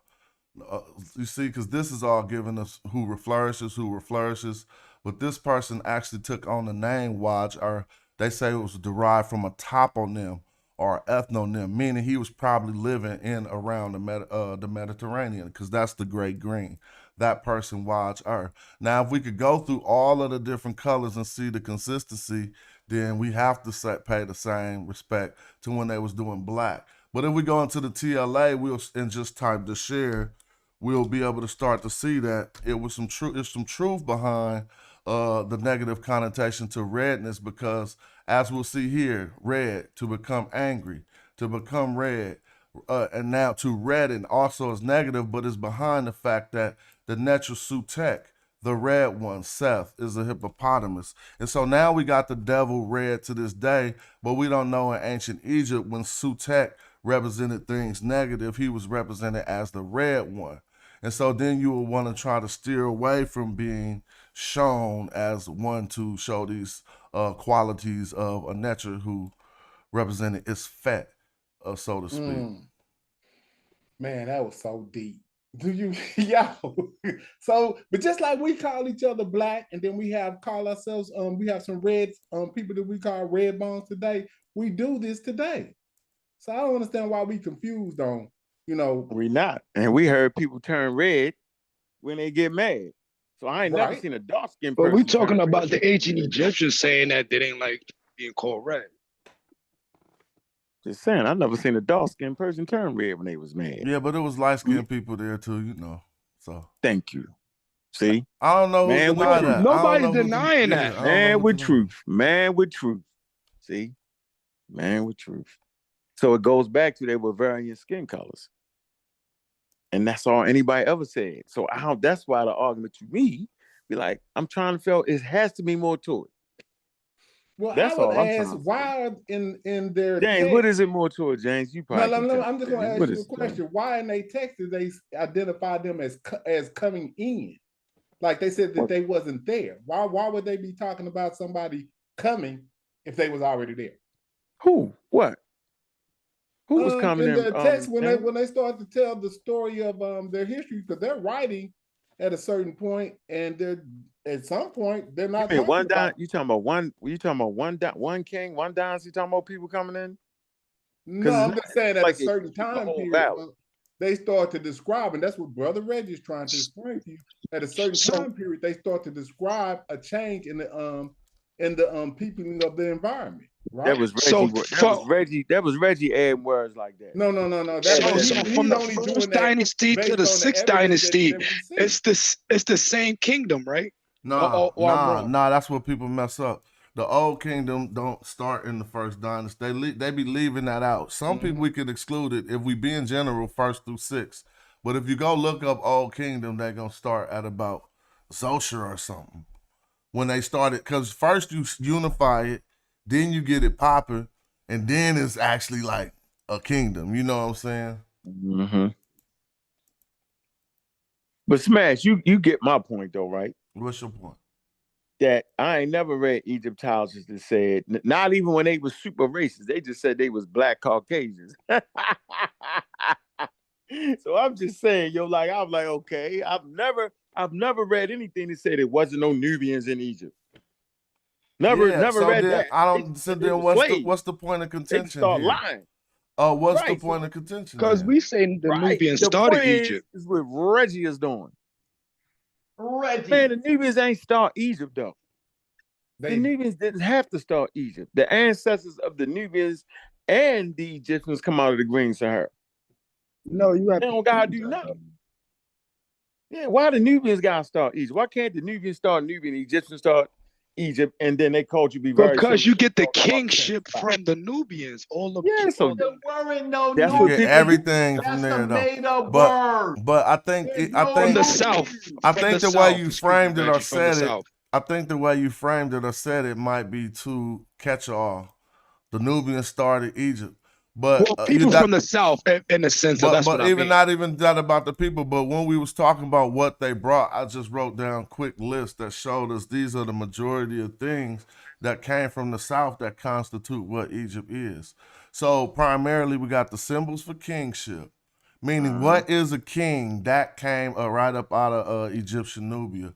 We know the language. They say the whole language phylum comes up out of the Horn of Africa, right? But then the structure of the government, and we could see that came up out of the South, and I'm always going back to Aaron de Socha and Maria's Gatto work for that. But one thing that I wanted to put in there, Nubians don't exist like that. We using layman terms, ATL boy. Shout out to you. We just using lay terms for the sense of the conversation. One thing that was really powerful is that the water came from the South.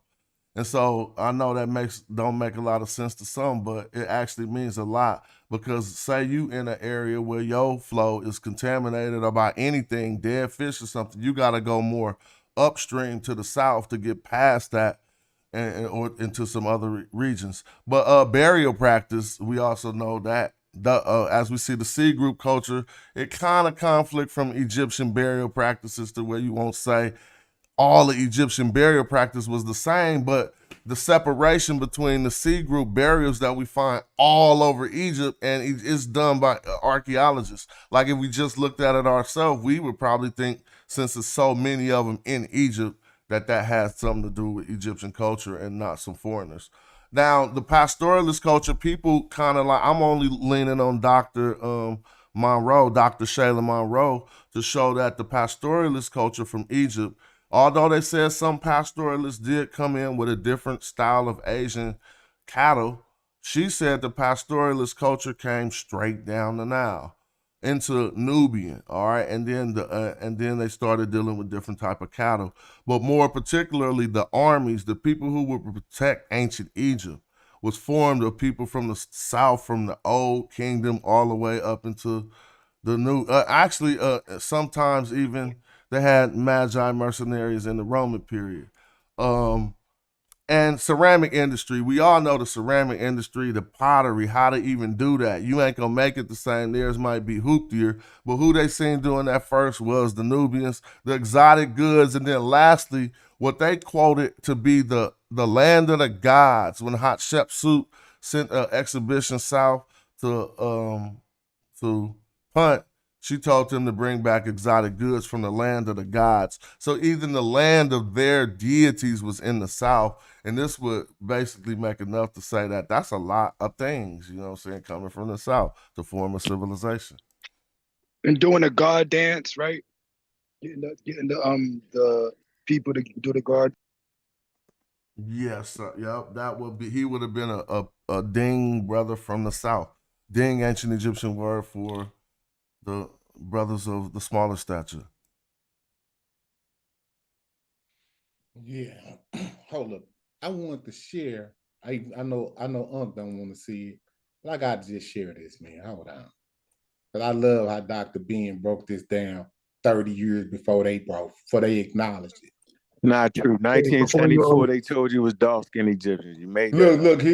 I'm talking about how he brings the border line all the way to his sweat. So see, this is me. It says the 8-minute mark. Dr. Ben says a sweat was the original northern border, and he was correct. So that's right there where you said the Badarin culture is smashed. That's one known up. So watch what he says right here at the 8-minute mark. It was not until Can y'all hear it? As late as the 1500 that Egypt, the same Egypt that we are talking about, became extended to what is now called Aswan, S1 or Senusset or Senort as it was called.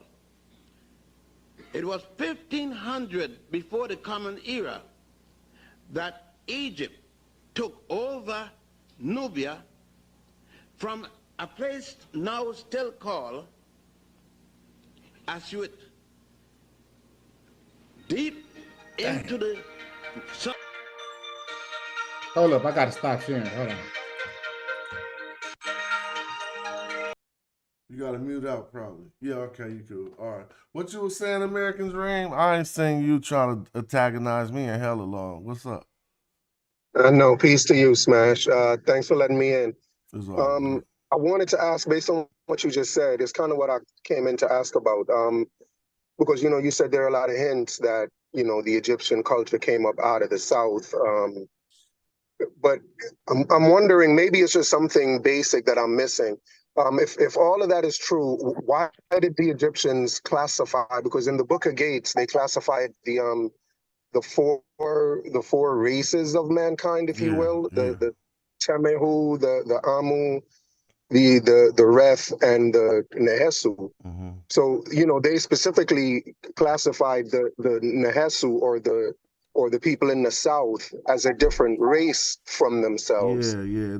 That's so why what dynasty was that? No, hold on. Let me deal with that. And so the only source material that will present that in that manner will probably be some of the original breakdowns from E.A. Wallace Budge, who is one of the only scholars who tell people that this Book of the Gates is about called the races. Actually, in his book is literally called the Four Races of Mankind. But you can look at any updated work on that and you'll see that it's nothing. Even the word that he translated for race in that text, we now know is the word remech, that we all know mean people, right? And so, yeah, exactly. But if you look at that that text, Bud say that means race.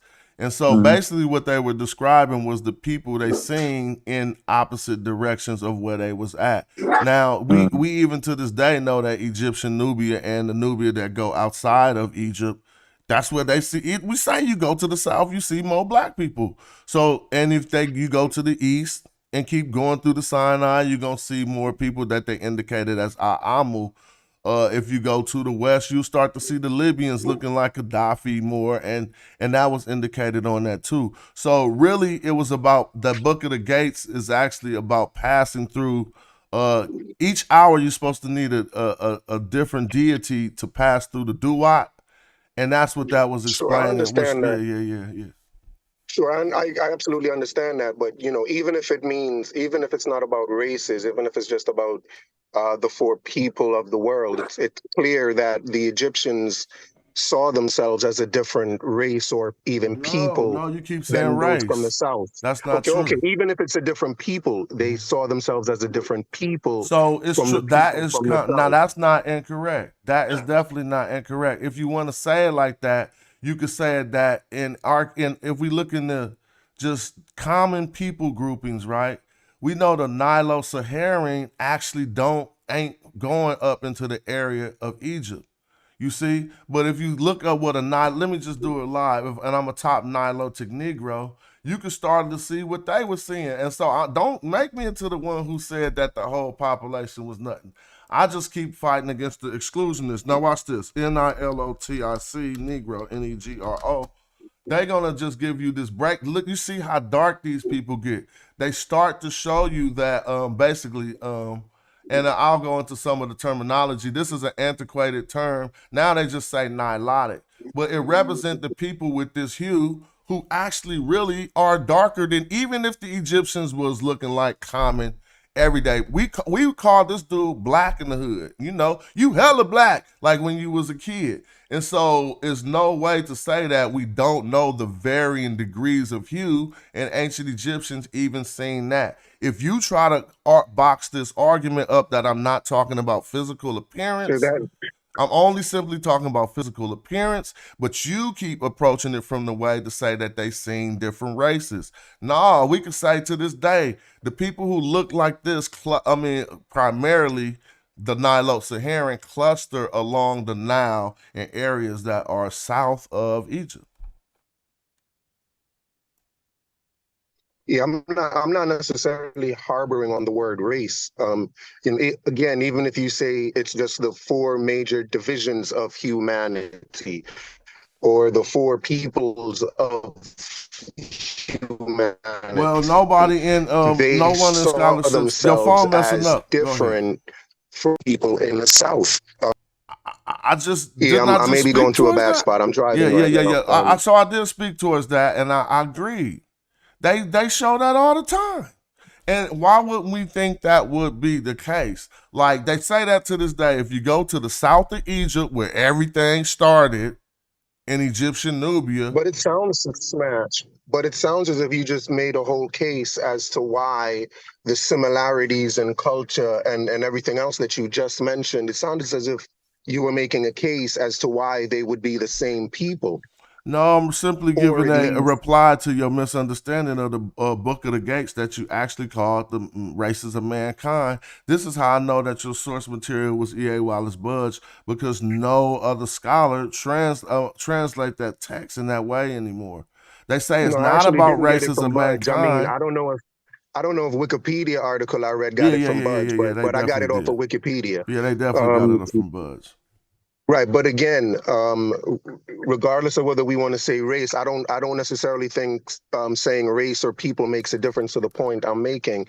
The only point I'm making is that the Egyptians themselves saw themselves as different. All right, well, let me ask you from this: those people in the South. When you go to, I'm saying today, When you go to Egypt today, people will tell you the people around Luxor and in the south of Egypt are darker skinned. You agree with that?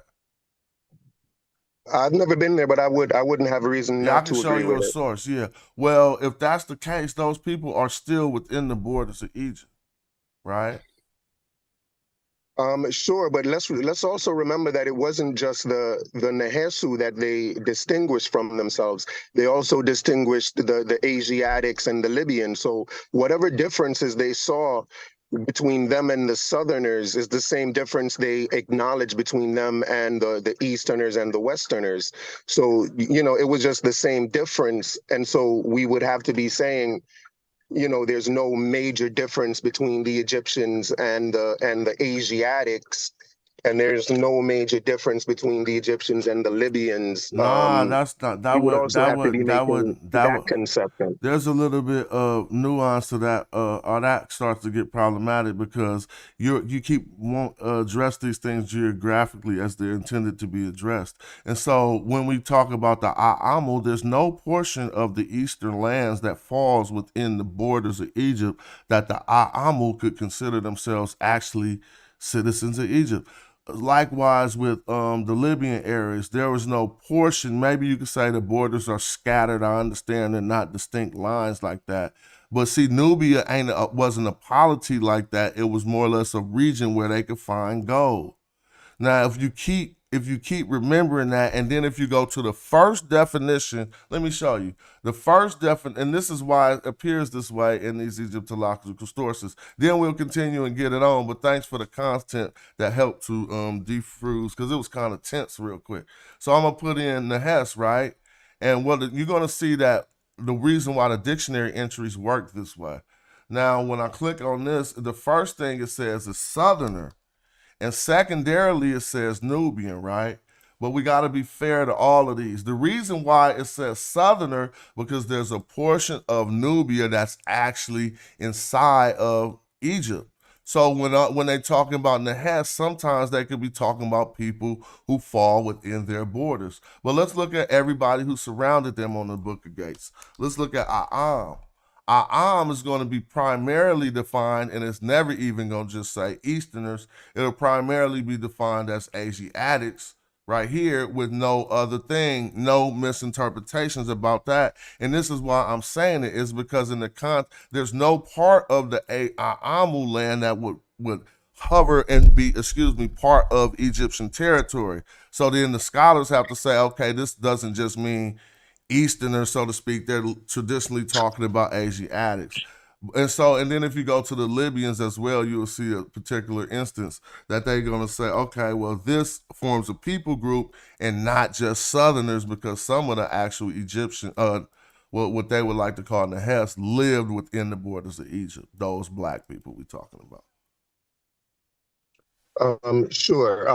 You know, I really don't necessarily think that the fact that they live within the borders makes much of a difference because, as I said, they made the same distinctions with other people. And let me just ask you last thing: do you have any source of any other Egyptologists or modern day scholars that contend with Budge that this is about races and that his translation of race was incorrect?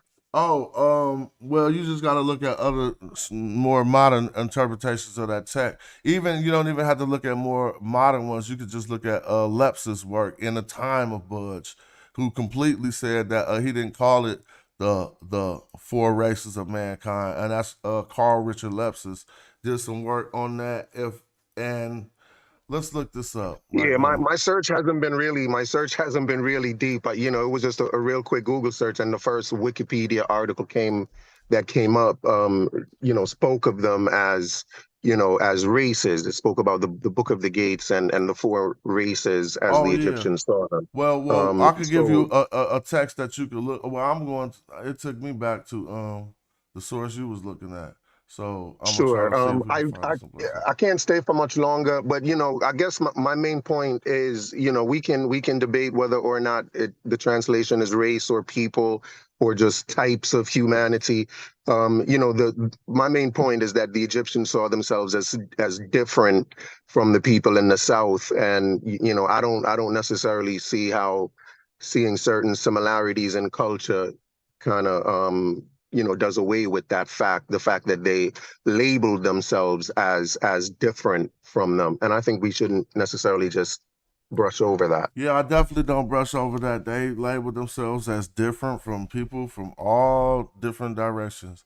No South is disagreement relative. there. I'm not doing that. South Indeed. is relative. South But is thanks for having me, though, Smash.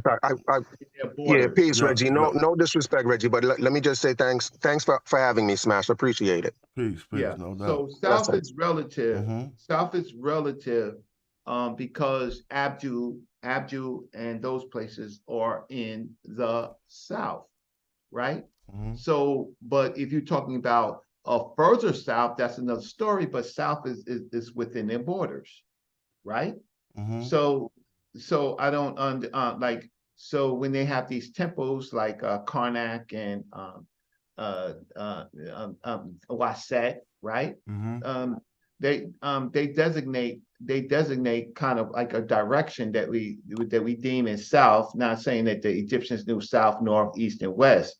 We identify those names to the to directions that we actually know. So here go look. I just want to give him this real quick because he asked for it. Here go 5 different sources on a write-up. That's a good one on the Book of Gates that you should probably read on Tour Egypt. Jimmy Dunn and Writing as Taylor. I don't know about what the Writing as Taylor Ray Essen is. I guess he was using a pseudonym or something. But Jimmy Dunn does good work. You can read through this and they'll give you a full understanding that you probably was looking at it wrong if you still think they're talking about different races. But yeah, showing the distinctions between different people. They did that for a purpose, for political purposes and for a lot of major reasons. There was a standardized brown hue that the Egyptians represented them in, the one that Henny Kim had, who called himself Henny the Black. And so I guess we can't think black is always going to represent the darkest Nilotic people. But it's been good conversation. I want to get back to Ankh and Reggie. Where y'all was at? I mean, everybody, it's just me and you, huh? So what? It's just us. Okay. Yeah. So my situation was I answered his questions. I defined my terms. I'm not going to let him minimize my terms, my papers, based on his thinking, based on no inscriptions, no evidence. I'm just not going to let him do that, based on what he knows, right? I consult the text of the ancient Egyptians. I looked at the word Kim in different periods, authoritative from the king titles, right? I showed family groups and I showed a whole grouping of people calling themselves Kim or Kemet, right? And it can only, for the most part, largely means black. Sometimes it did mean complete, right? The issue of the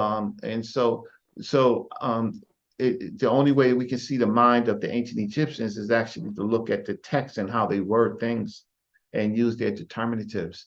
But this is an issue where I'm asked to answer questions because I'm wild and I'm the only person who says that, but that's not the case because I consult with the text.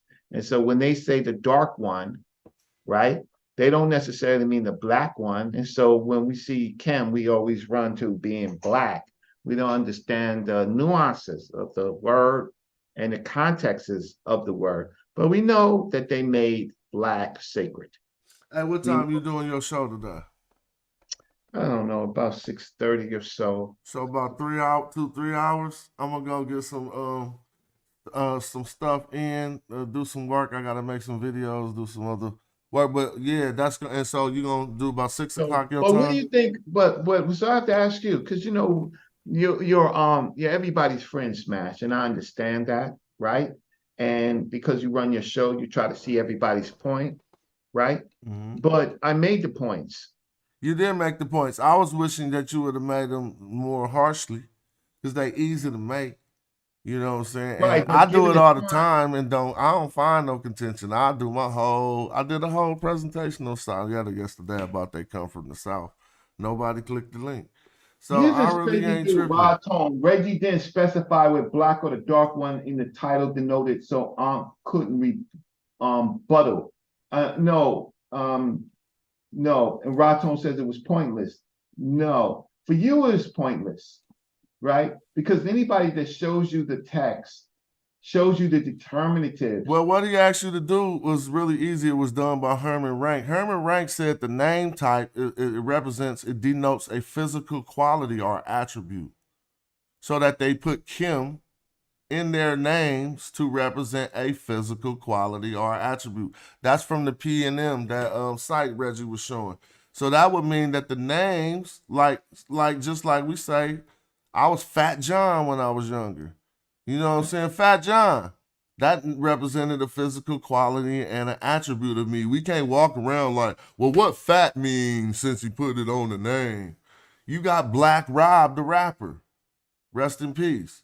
We knew what it meant. It represented a physical quality on him or an attribute. And when we got Henny Kim, when we got Neon Kim, when we got Nikat Isis Kim, when we got Sabi Kim, when we got Kimu, and Kimu stopped to put the hieroglyph on their name so you couldn't be confused. When we got Ta Kim, Kimmy, and the god Kimmy, which just forms a nisbah out of Kim to say the black god, we ain't confused. But they want you to do so much, and they offer nothing. They offer these strange questions, and then when you give them the answer, they don't want to see it, but you're giving it to them directly in their face. Anybody who doesn't see that Kim is a physical attribute, right? There's how can I say, there's a problem, or maybe they don't want to see it, or they just playing, right?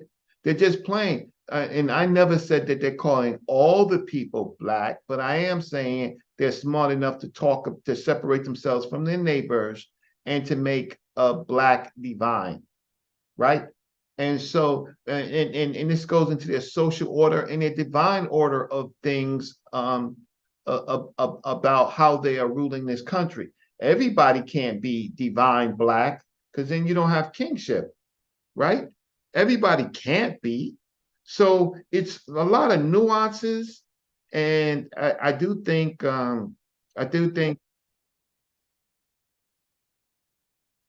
yes, the physical attribute referring to their skin color. Just the same way most people use a color and refer to themselves it most often. It does. I don't know no other color that when somebody use it on themselves, it ain't referring to their physical attribute. Yeah, it means yeah. So I think that point is over and done. So then what is the objection to that? What is the antithesis to that in the text? Show me in the text or go home. Show me your alternate thinking within the text. I gotta grab the door real quick. Show me the alternate thinking. I'm listening. Yeah. Well, I'm also talking to the audience. Show when you have an argument and you're dealing with Egypt and you're dealing with their voice, show me the alternate argument. Right? So Smash made a couple of good points about hardly anybody wanted to be identified with Desert or Deseret, right?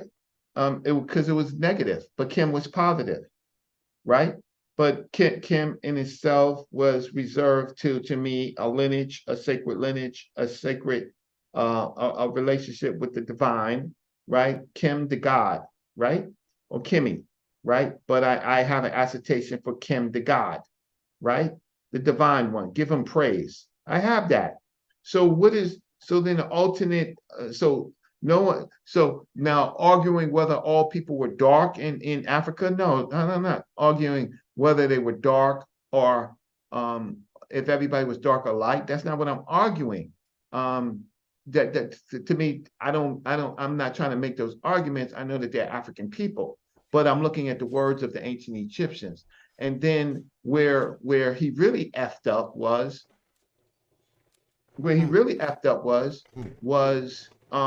where Egypt started. Where the civilization is known to start is started in the South. And then to try to make it look like, okay, yeah, the Western Desert all of those contributed to the start of Egypt, but the start of Egypt was in the south. It was in Nubit. It was in Abdu. It was in those regions, right? So Raton asked about red. So in the case of Happy the Red, which was one of the only people we found that name on, it actually did refer to skin color. They said there was a distinction between him and his brother. One would be lighter, one would be darker, and that's the footnote in Howard Blackman's work at the bottom of that page. Yeah, and it also talks about one of them, which is the younger, right? Two people with the same name, like a junior, the younger. So there are those nuances.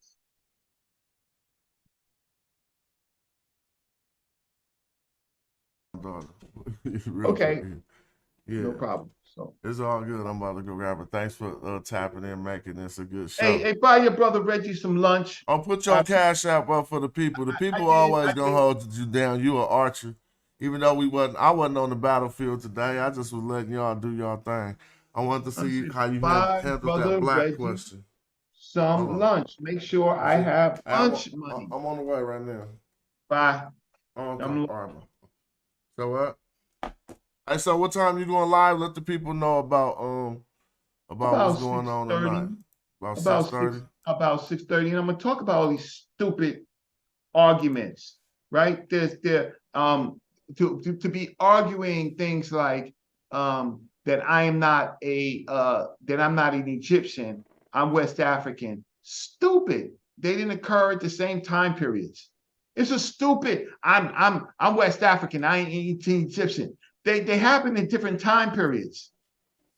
That's those type of arguments are for the people for flash. They don't make any sense, right? The ancient Egyptian is not alive at the time of ancient Ghana or the Ashantis and the Akan groups, right? They're not born yet. But they do, because you got to understand, Smash, you got to go. I talk to y'all later. I'm cool. Keep going. The radius of civilization, because ancient Egypt had, the civilization had a large radius, it had a large effect on North Africa and Southern Africa. I mean, not Southern Africa, on the South. It had a large effect on it.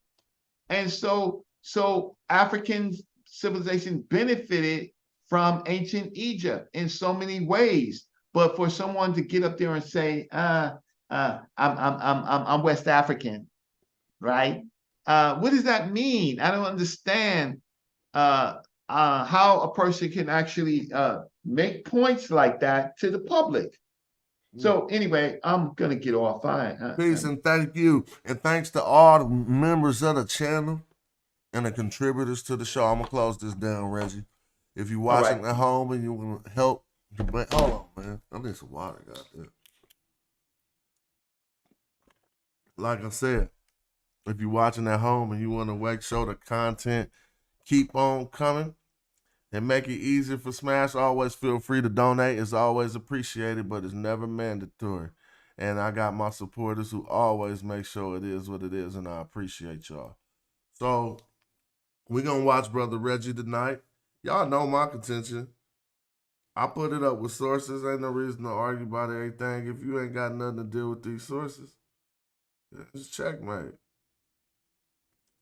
All right? But yeah, thank y'all for contributing to the show. Thanks for everything good y'all do. I'm up out of here. We're going to watch Reggie in a minute tonight on that House of Consciousness. He going in. I might do some, you know what I might do? Some gaming. Pick up my Hotus. What y'all know about the Hotus? Hold on. I ain't did no gaming in a minute, but I could clear my mind real quick. See what y'all know about the Hotus. Hold on. Man, y'all know about the Hotus? So I got a, what's this? I had this for a long time. This is a Thrustmaster for my throttle. Right? Put it on this side of the monitor. Then we no, that ain't my throttle. Yeah, that's my throttle. Then we got the other. We about to Star Wars. Now y'all know my imagination. Let me show y'all. Hold on. Hating on me. Star Wars Squadrons. Oh, it's gonna shut down everything. All right, I'm out. Go eat me some lunch. Thank y'all for taking care of me. I'm gonna be up out of here. We be back later. The Smash Rockwell Show, where you get the knowledge, the hip hop, you get the sources, the information, and you get opportunities. But cats need to start hopping on those. All right, thank you. Shout out to Pure Black TV too. I see you, boy. I was riding you the other night. Cause he be trolling Black Egypt. Anybody who troll, what's up to Cedric too? I see you, boy. Anybody who troll Black Egypt, I be on y'all head, but I don't want none of y'all to take it personal. It's all good. All right, y'all know how we do. We out. Peace. I'm sitting down low in my chair. Don't get it confused, boy.